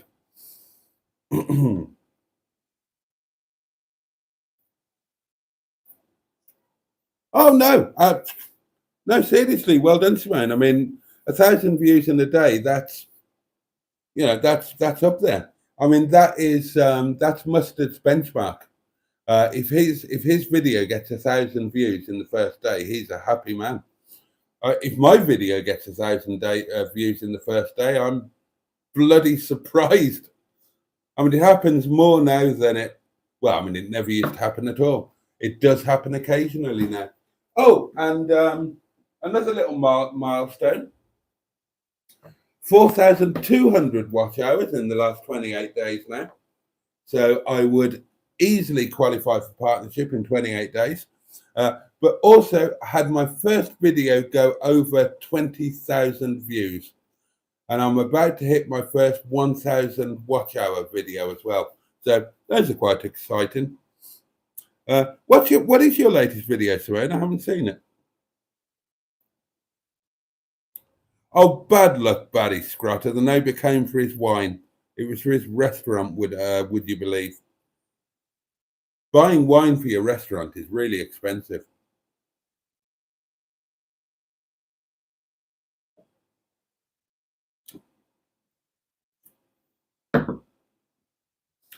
People know what they pay for wine in the local supermarket or wine merchant or whatever, and they think you're making a ridiculous margin, and you're not really, because Restaurant wine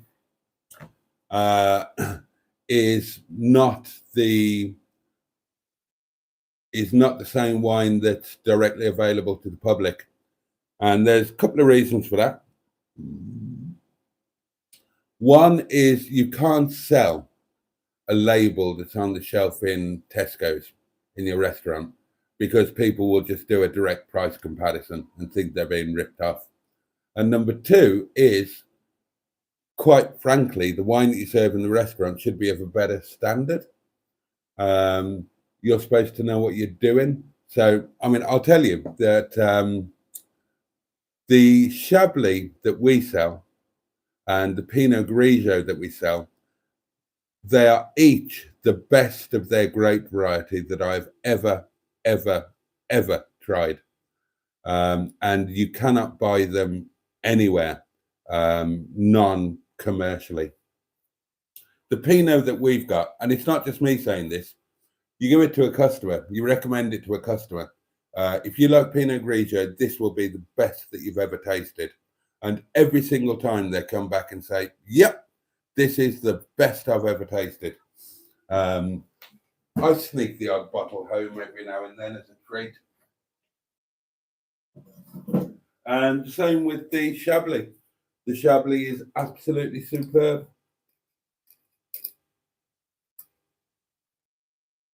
Oh, hello, Sophie's here. Hello, everyone. Hello, Boaty. How are you?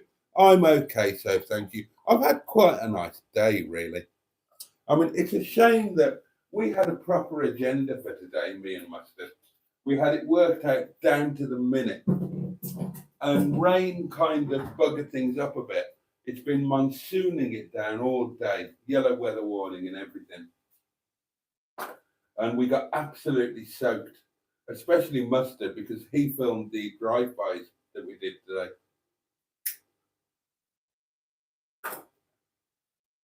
And so rain sort of buggered things up a bit, but I enjoyed the journey there in Lewis. I didn't enjoy the journey home as much. I never do, because driving home is kind of hard work, especially if you're in a slower car. Just because it's unlit roads, there's oncoming traffic, there's traffic behind you, there's all those bright headlights. They're difficult roads to drive, so you're concentrating really hard. I find that quite tiring, whereas the journey there is just exhilarating. I absolutely loved it. Even though it was raining, I had a fabulous journey there. I loved driving Lewis. He's going to be pretty much my first choice of road trip car, because he's just so much fun. Mustard had a ball driving him. Absolutely loved him to bits. And yeah, it was a good day. We had lunch from Istanbul. Mustard paid. That's got to be good. I'd agonized over what to have, and I decided to have the doner kebab. And then I had a last minute crisis of confidence and went back to the kebab. And I wish I hadn't. And next time, I'm definitely having the doner kebab. Definitely. 100%.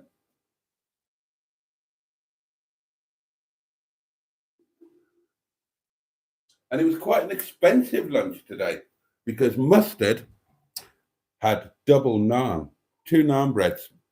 There you go, you see.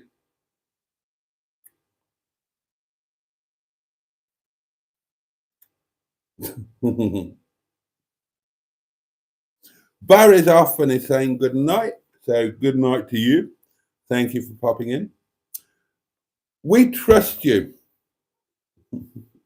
You are somewhat of a wine expert. Dear, oh dear. Charge him court. Oh, well, there you are. There you are, there you are, there you are. Well, Bob's just doing nothing. But I'm going to leave him overnight. I'm going to leave him plugged in, turned on overnight. The ice tray is locked into position. And I'm going to keep my fingers crossed. I'm going to come down in the morning to lots of lovely frozen eggs. Hope springs eternal in the human breast. She had a massive arse and sweaty breasts. Oh dear, Mac lads, can't beat them. And if you're not a channel member, you won't have seen that song on the video, because that's one of the videos that there are two versions of. Some of the daily diaries, if they've got copyright material in them, then there are two versions of. There's one for channel members with the copyright material in that isn't monetized, and then there's one for non-members with that cut out, and that one is monetized. Quite right, Sophie. Oh, I didn't mean to do that. Oh, it's back. What is the curry Paul has? Is it chickpea curry? It varies, Neil. Today he had the chicken curry, which looked awful. Sometimes he has the keema peas, and sometimes he has the chickpea curry.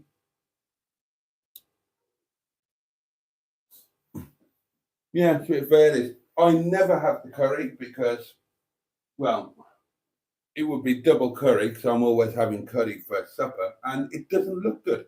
Actually, I had a taste today for the first time. I had a taste of mustard, and it was all right. It was all right.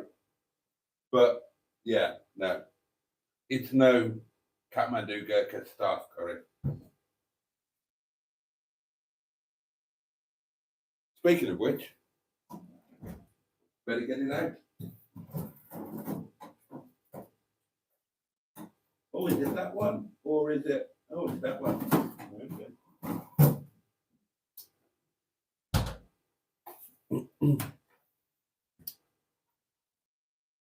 There you go. This will be tonight's. It's from the 12th of January, 2 days before my birthday. Oh, it's a nice one. It's a nice one. This is just the sauce. I'll be adding fresh chicken, fresh tomato, rice, a little bit of naan. Might as well leave this out now and get that defrosting. And tomorrow's lunch, more stuff defrosting. That's Momo chutney. Tomorrow's lunch is going to be Momo. Tomorrow's supper will be Chinese chicken curry. And Wednesday's lunch will be sausage and mash. And then Wednesday's supper will be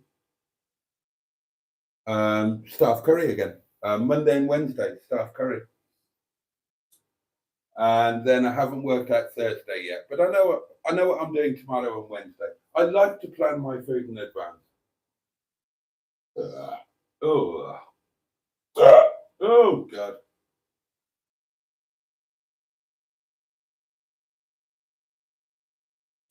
My body is falling apart. My body is falling apart.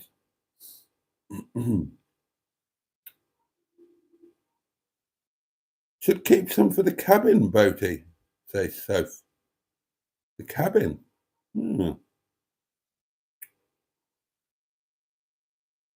I know what I'm having when I come up, says Neil, and it won't be that curry. I'm very suspicious of chickpea, says Simone, P-E-E. See, that's a water sports reference there, isn't it, Simone? I see what you did there. I've never got that. Well, I suppose nobody gets kinks, do they, if they're not into that particular kink? But the idea of water sports, I've participated in a sense. One of my very first girlfriends, it would be terrible to mention her name. She wanted me to do this thing where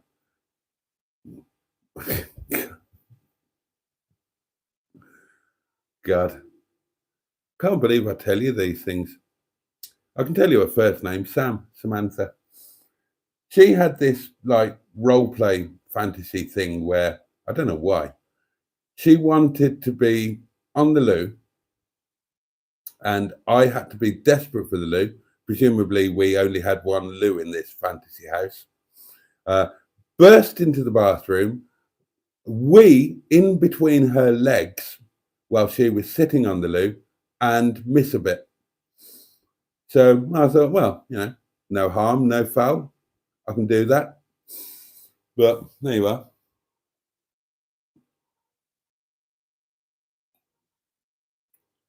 I don't understand the attraction. Well, you know, like I say, nobody gets a kink if they're not into that kink, I suppose.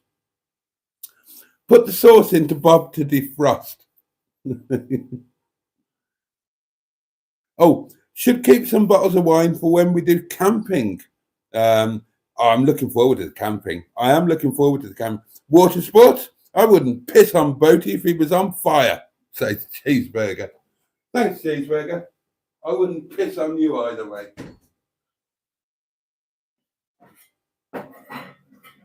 See, now the camping thing, every now and then I do look at tents on Facebook and whatnot. And of course, I watch the Black Outdoor Show. So I have a look at what he uses. I am quite liking the idea. I do want to do it. I genuinely do. And I will do it. I promised I will. And I will. Now, on my global over 50s travel community new group thing, I talked about this. And they said, and I said, look, I promised to do this thing. Can any of you who do this tenting shit, can any of you suggest to me a tent that will put itself up while I sit in my car in the warm and drink cold Chablis? And they all said, well, just cheat. You've said you'll camp, but just cheat. Go to one of these glamping places where your tent is already put up for you and you have an electric hookup and all of that. And I said, good idea. Not sure if they'll let me get away with that, but it's a good idea.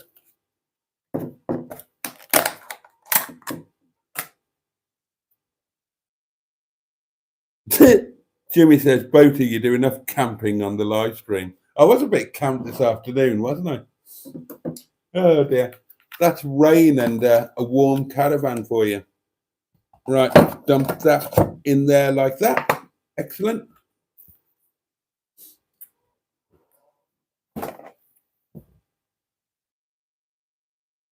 There you go. And then I just put that on the old Hobbington Smythe. So I'm going to have to shift Bob around a bit. Where am I going to put Bob? Bob, you can go there. There's a good boy. Oh, that's stuck to that now. Oh, God. Oh, and that's, oh, it's all, oh, God, it's all chaos here. Chaos, my darlings. And I'll just stick that on number 1 on the hob to very, very gently defrost it. Number 1 on my hob is so not hot you could actually put your hand on it. It's barely warm. And yeah, so that's the sauce, and I will just add, I've got chicken, haven't I? Yep, I've got a choice. I've got a couple of little bits of lazuli and some bigger bits of tikka. I might mix it up.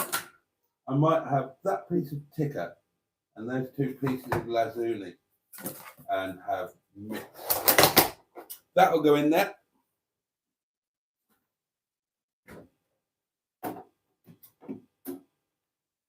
Steamed rice.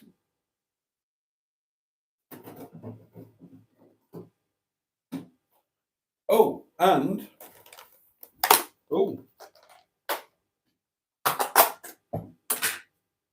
that half a tomato there. Oh, that'll be lovely, that one.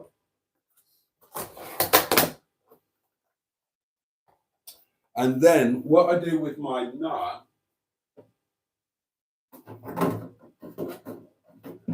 that's my spring onions to go with my Momo tomato. Then what I do with naan is naan bread is incredibly unhealthy, right? Mustard ate 2 of them today. And as I said to him on the lunch video, that's like 2 or 3 weeks of your recommended salt allowance that you're eating right there. Naans are incredibly unhealthy. They're incredibly unhealthy. if you're trying to maintain or lose weight, don't even look at one. Never mind eat it. They're all salt and sugar and fat. So what I do, but I like a bit of naan with my curry. So what I do is I cut my naan into, well, I say I cut it. I get Prem to, well, if I make it, I cut it.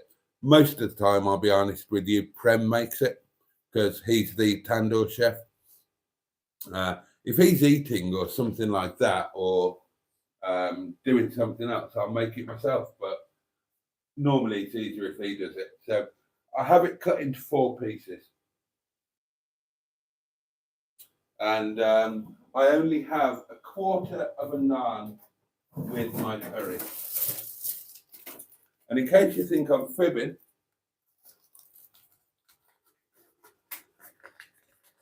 this was my Friday night naan.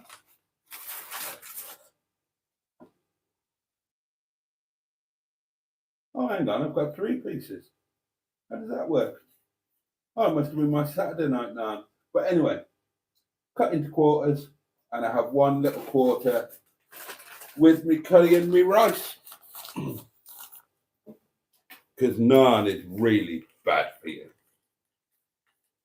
But it is tasty, isn't it?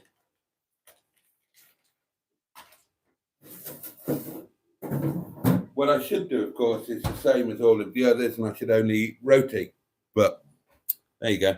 I like a bit of a naan.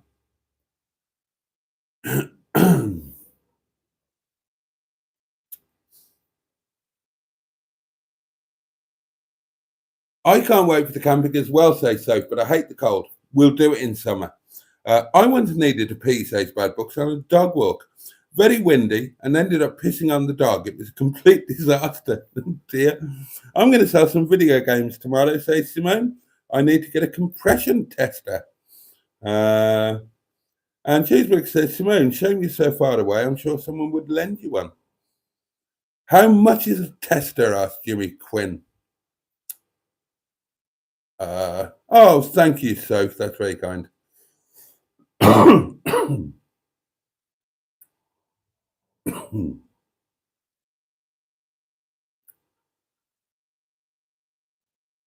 Buddy Scrotter says, what was the crack weeks ago going out to pick spring onions?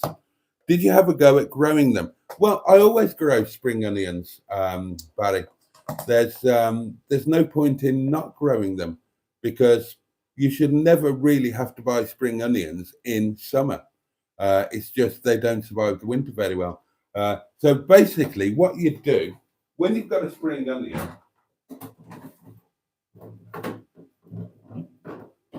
let me demonstrate with this one.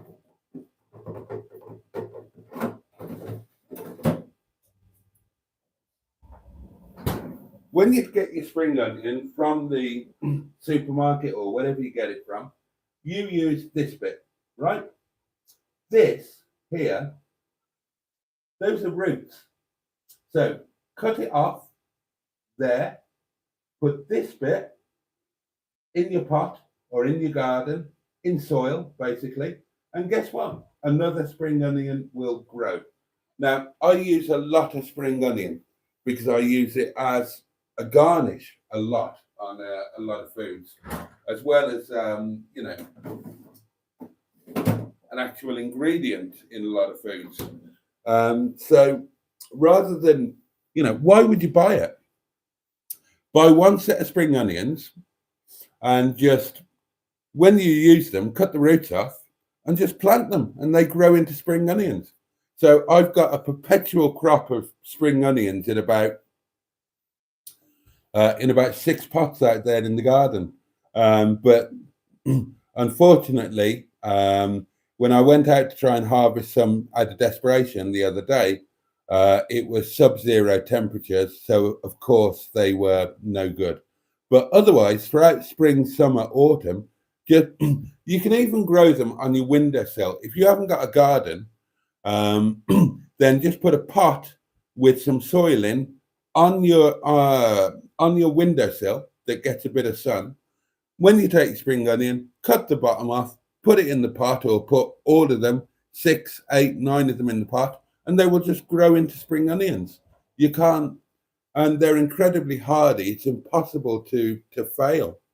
So, yeah, I mean, 8 months of the year, you should never be buying spring onions. They're just so easy to grow. Same, I grow my own. I grow my own mint. I grow my own coriander. I grow potatoes in the potato pot out there. Just the basics, you know. I grow radishes as well because I love radishes, and homegrown radishes are beautiful. I can just yank them up, rinse them under the tap, eat them. Beautiful, peppery. Oh, lovely. Me and Neil had a cuddy takeaway tonight, so good for you. Hope you enjoyed it. Was the ground that frozen that you couldn't pull them up and had to use scissors?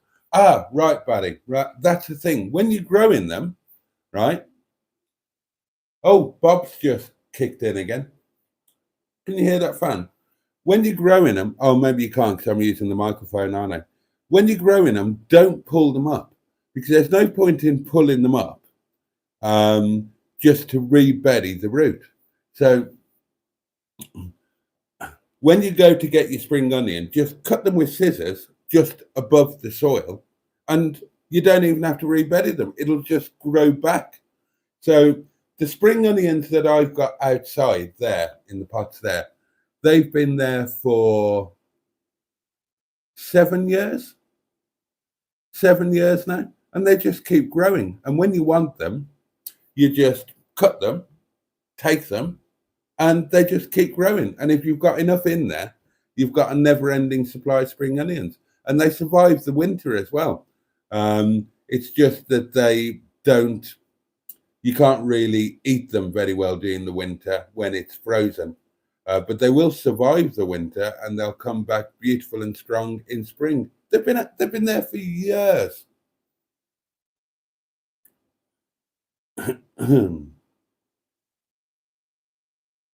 Oh, Soph and John are looking forward to meeting each other. It's going to be lovely next Monday. I'm really looking forward to. Really looking forward to that. Might try that this summer. Try it honestly. They told me at work. There's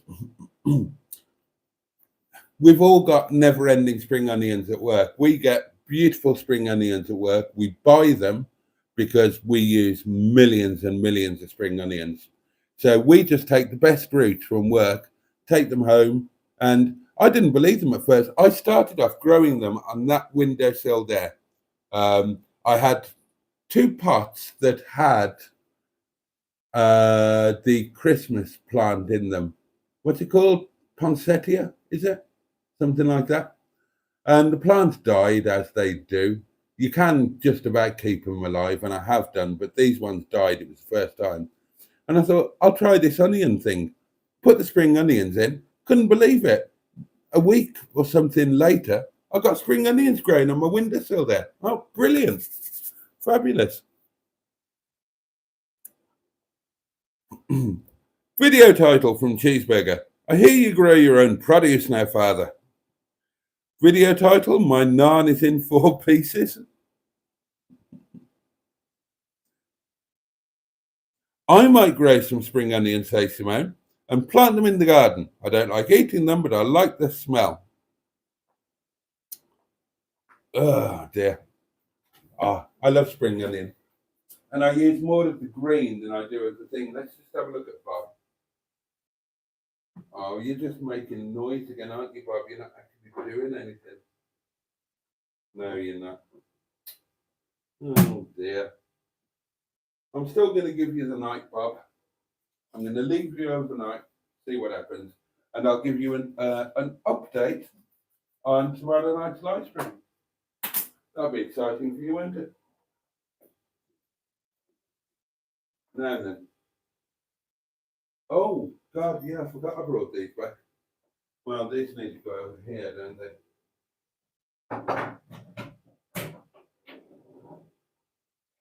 Oh, that's spilled over my shoulder.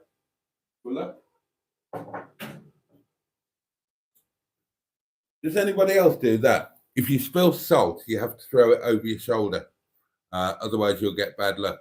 And can you believe today we drove past a funeral procession, coffin in the hearse, and Mustard wouldn't cross his fingers until he saw the dog. So I'm afraid that, keep your eyes peeled on Mustard's video, because that man has got some bad luck coming to him. Naturally, I did keep my fingers crossed until I saw the dog.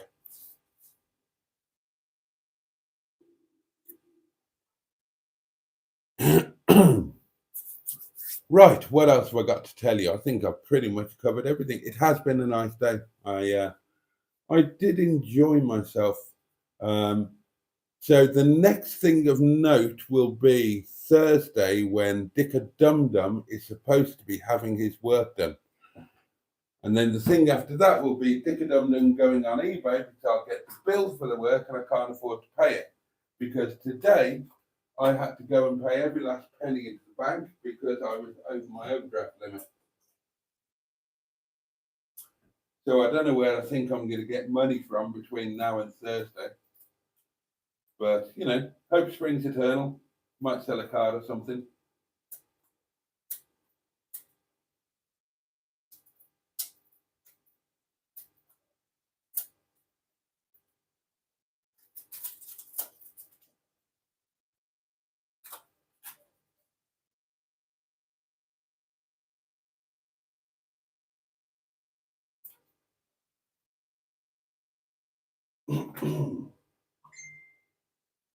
Oh, hello.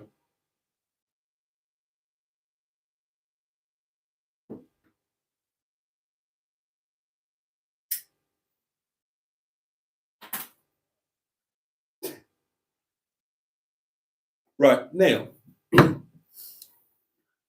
genuinely, ping me again and tell me how much you think I'm making from what you've just mentioned. So, please, seriously, have a guess how much you think I'm making, and ping that through, and I'll tell you how close you are.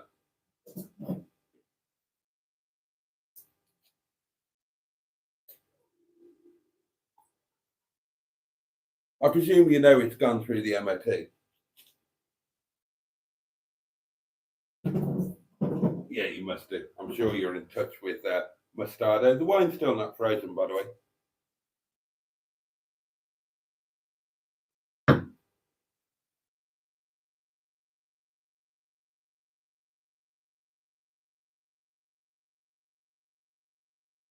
Oh dear. I don't know. I haven't got a clue. I haven't got a clue now. I don't know how much they're charging me. I just said, go ahead and do it, please. And they booked it in at their earliest spot. I know that Mustard said he had to have one of the jobs was the same job he had to have done on Alfie. He couldn't do it himself, and it took two of them.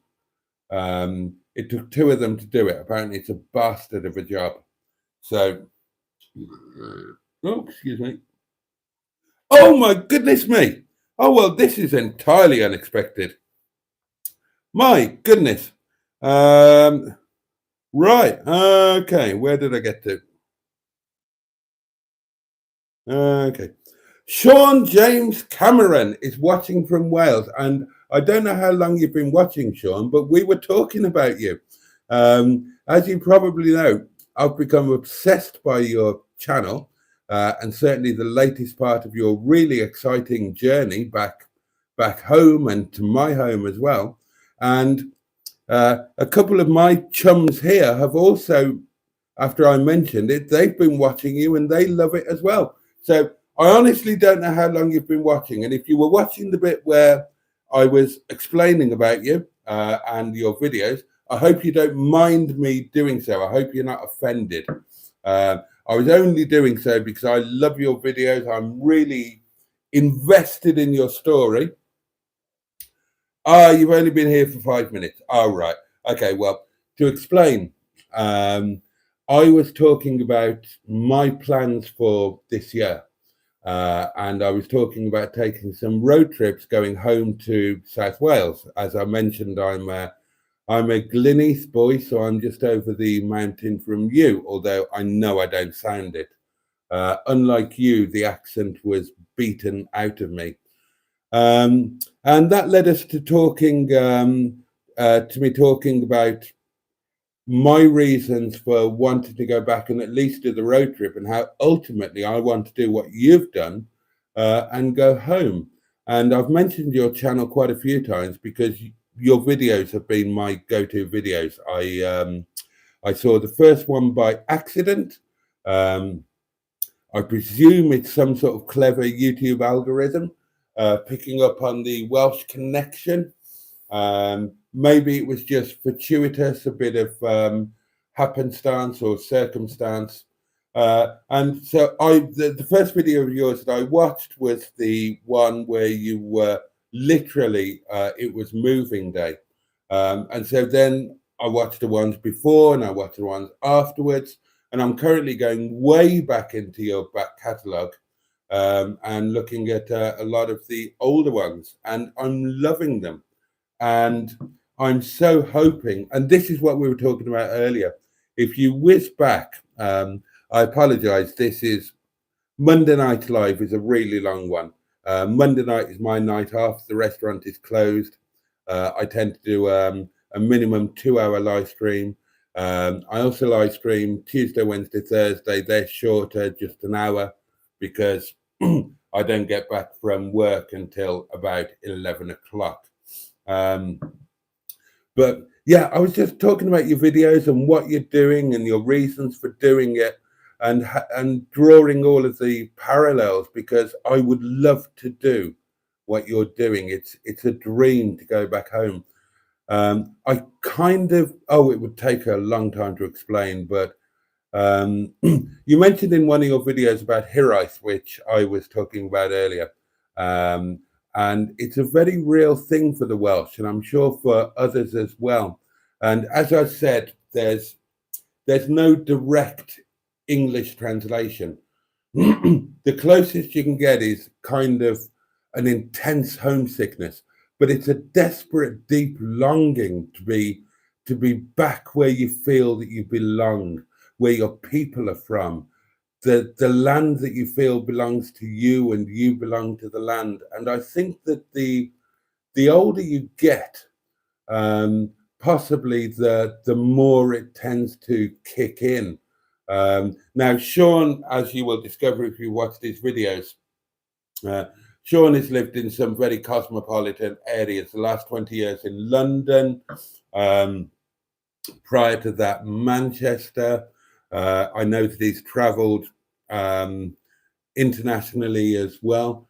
And when you're younger, the kind of excitement is to get away, not just from Wales. I think that's true of a lot of people. You tend to rebel against that with which you were brought up, or that with which you were inured or even subjected to, because it wasn't your choice.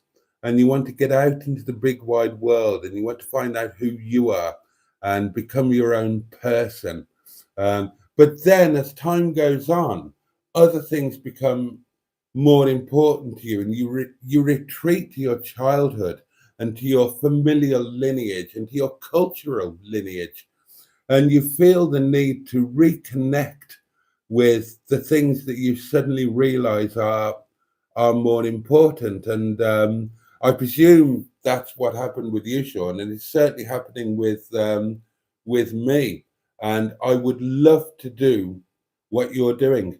And that was the point of the road trips that I'll be doing this year, which, again, similar to you, to go back and to revisit and to reconnect, and with an aim to one day. You really must watch Sean's videos, darlings.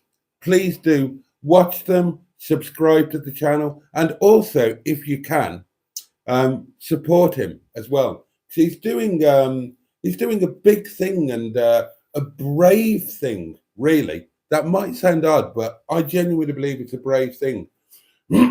So you will enjoy his videos, I promise you. You enjoy mine, you will enjoy his. And do support him if you can. And a video of yours, Sean, that really touched me was when, and God, I spoke about this a little bit at the beginning of my life, not meaning to sound maudlin.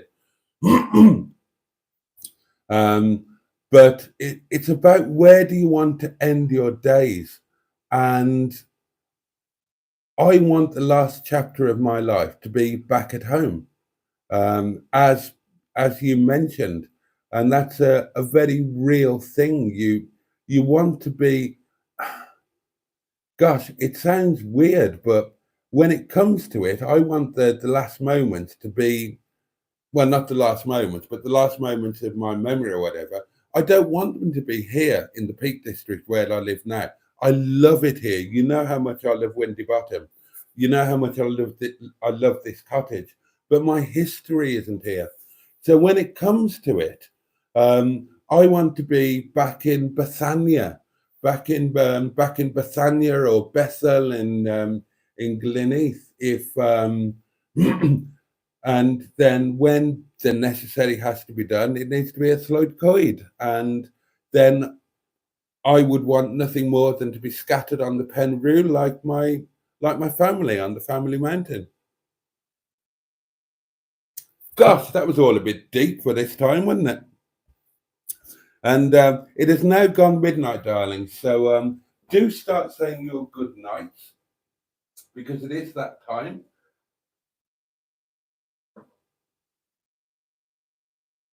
But of course, we will catch up tomorrow. It's been lovely catching up with you. It always is. I always miss you terribly on Friday, Saturday, and Sunday when I don't get to spend time with you. I've had lots of time today because we did the live from the yard this afternoon in the caravan. That was fun. And this is the time that I love with you, this heart-to-heart time. It's a different vibe, isn't it, at this time of night? And so obviously we can pick this back up tomorrow night, 11 o'clock, same time, same place. I will catch up with the comments before I finally bugger off and leave you in peace. Do feel free to come up with a title for this. You know I rely on you for that. Where did I get to?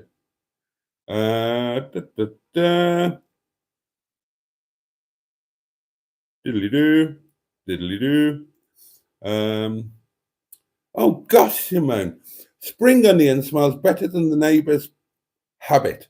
Cannabis that smells like burning rubber. Well, I hope this is the one that's leaving, Simone, so that you can have a bit of peace and quiet. Nice to have you on board, Sean Says Cheeseburger. We'll subscribe later. Yeah, we have a community thing going on, Sean. If any of us have YouTube channels, then that automatically becomes a community channel. So we all subscribe. You know, every little helps, as the old lady said when she piddled in the sea. So, bad books. Oh God, they're banging on about poinsettias. Dear me. I've had lots of new subscribers from Australia since I've moved.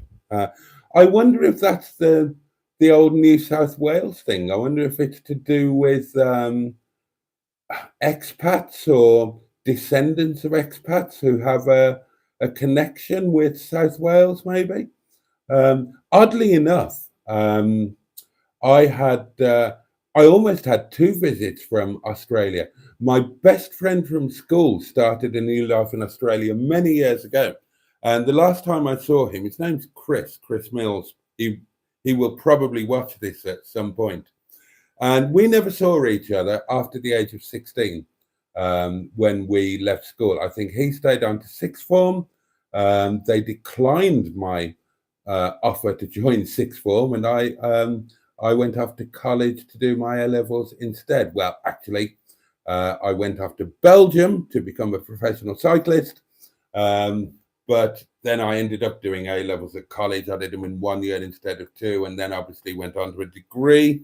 after my injury and whatnot. But the point is that after however many years, I've got a few years on you, Sean. I've just turned 53. You haven't hit 50 yet. You're a fetus, an infant, dear boy. But Chris caught me on YouTube, found my YouTube channel, and recognized me as his best pal from school. And he came over wonderfully from Australia in October or November. And somebody else did as well, and we missed each other. We managed to miss each other. So, yeah, interesting that there is an Australian thing. But I wonder if it's because there are Australians who do have a connection or a historical familial connection with South Wales. Certainly, my family had family in South Wales. My great aunt Lydia and her husband, well, she married an Australian, Bill Bowditch, and they were, yeah, because Lydia was my grandmother's sister. And they went out to Australia, Nelly Bay, Magnetic Island. Well, they had a ranch type of thing on Nelly Bay, Magnetic Island, and a townhouse in Townsville, was it called? I think. No, I'm telling a lie. Not my grandmother's sister at all. My grandfather's sister. My grandfather's sister, of course. And there was a bit of a shenanigans over that. I've never told you this, guys. My auntie Lydia always made it clear that because she had no children and after her husband died, that when she went, everything went to my grandfather and would then go to my father and then to me and so on and so on and so on. And she was very keen that I get involved, which seemed a bit distasteful, talking about what happens after somebody's demise. But she was very keen that she thought that I could use that and start a life in Australia myself, having inherited whatever. And one of those weird things that Lydia developed dementia at a very advanced age. And when she went, everything was apparently left to the lady that had been caring for her for the last 18 months of her life. Everything. And there was a whole legal kerfuffle about it. But that's a very different story. I've just subscribed to Sean, says Jimmy Quinn. Good, you won't regret it.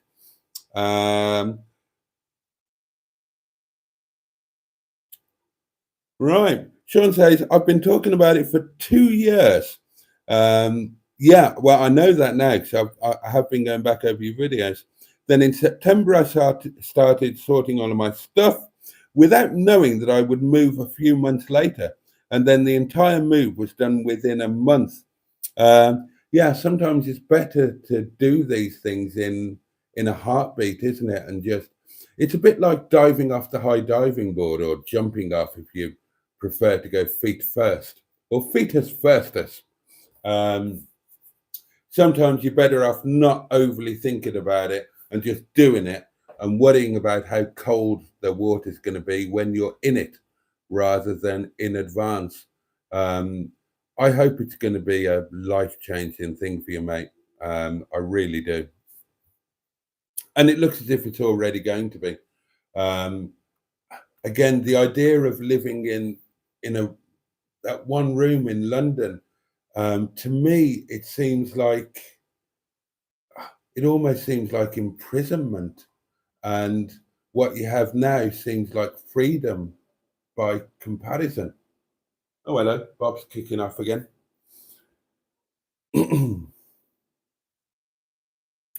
I believe that by sorting out my stuff from September was telling the universe that I was preparing to move.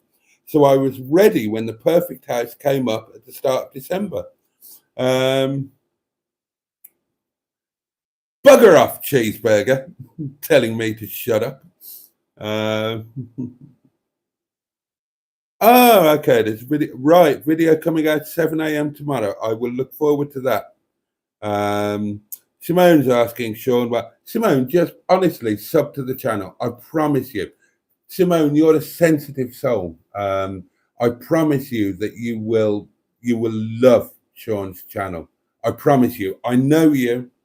And in fact, any of you who enjoy my drivel, you will enjoy Sean's a lot more. Do subscribe to the channel. Do watch the videos.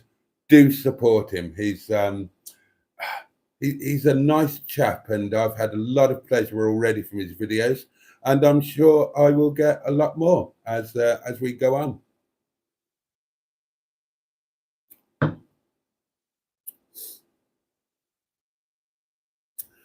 John's off. Good night, chat. Good night, Boaty. Good night, John. I'm counting the days until next Monday, mate.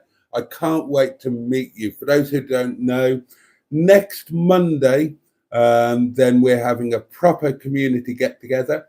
I will be going down to the Black Country, picking up Neil and Sophie for them to collect their new car from the yard. And General Cheeseburger, who we all know and endure and love, of course, Cheeseburger, will be picking up the lovely John, who has got this misguided dream of coming and spending a day at the yard with me and Captain Mustard. And that's going to happen. We're going to have the day together. We will film. I'll take John up Blackstone Edge, and that's not a euphemism before you start, in Stigma, my MG ZT 190, because he rather fancy. It's just going to be a great day.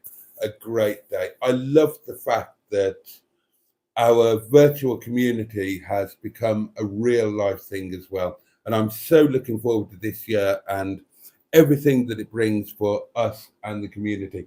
Bob is making a right racket. I'm going to go and have a look.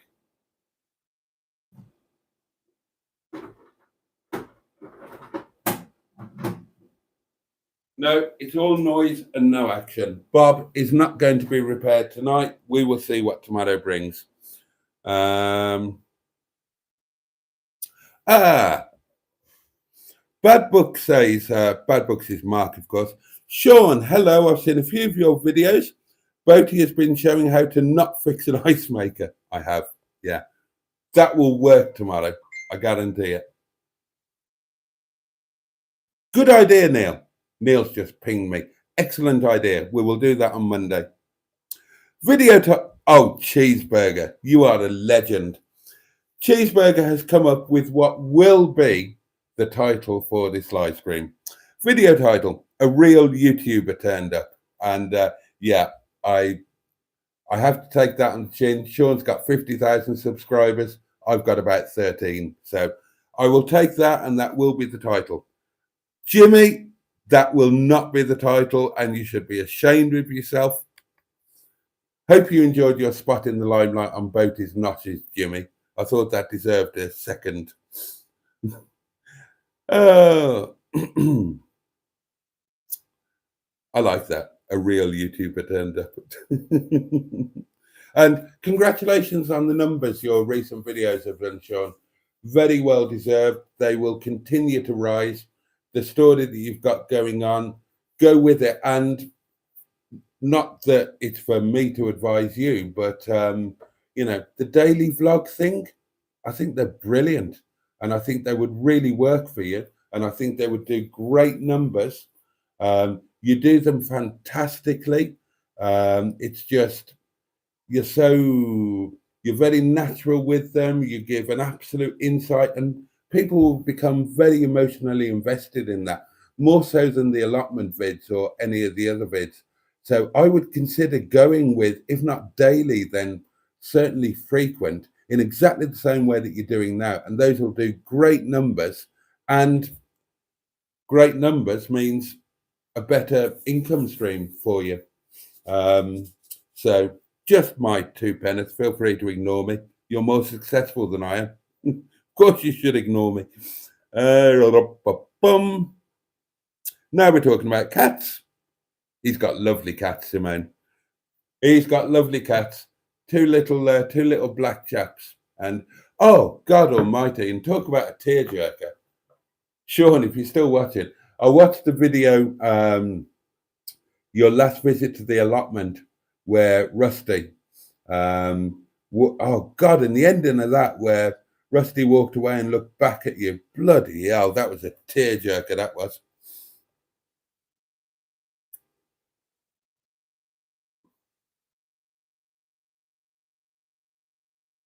Oh, okay, Simone. Okay. Right. Glad you've got another live stream to go on to after me. Thanks for all the kind words, says Sean. All the best. Time for bed. Nostar. And Nostar to you. Thank you very much for popping in. I really appreciate it. Yeah. Have you deep cleaned the caravan for John? No. No, it wasn't the weather for it. I've laid some gas in, so it'll be warm enough for John. I've tidied some of the rubbish up. I'm hoping that Mustard will do a little bit. And if I do go to the yard, if I have a second visit this week to pick up Dick a Dum Dum, I'll do a bit more in the caravan. But, you know, part of the charm of the caravan is it is what it is, and John will take it for that. Good night, Sean. Nice to see you, says Cheeseburger. I knew you would, Jimmy Quinn. I knew you would like that. Right, darlings, that is it. It's midnight. You need to get off. I need to go and get some supper. Oh, well, what a treat having Sean pop in. Let's hope he's not a stranger. And do check out his channel. Genuinely, you will enjoy it. So on that note, I will say thank you all for joining me tonight and indeed this afternoon. Thank you for my lovely little... thank you to Frank G for the super chat. Very much appreciated. That will go to a good cause. Thank you to everybody who's pinged me or dinged me or and I hope you all have a safe and peaceful night. Do join me again tomorrow night, same place, same time. I know you will. I know you will. It's a given, isn't it? And I count on you being there, and I'm so grateful for it. Have the best day that you can tomorrow. Much love from me. Good night, and see you tomorrow night.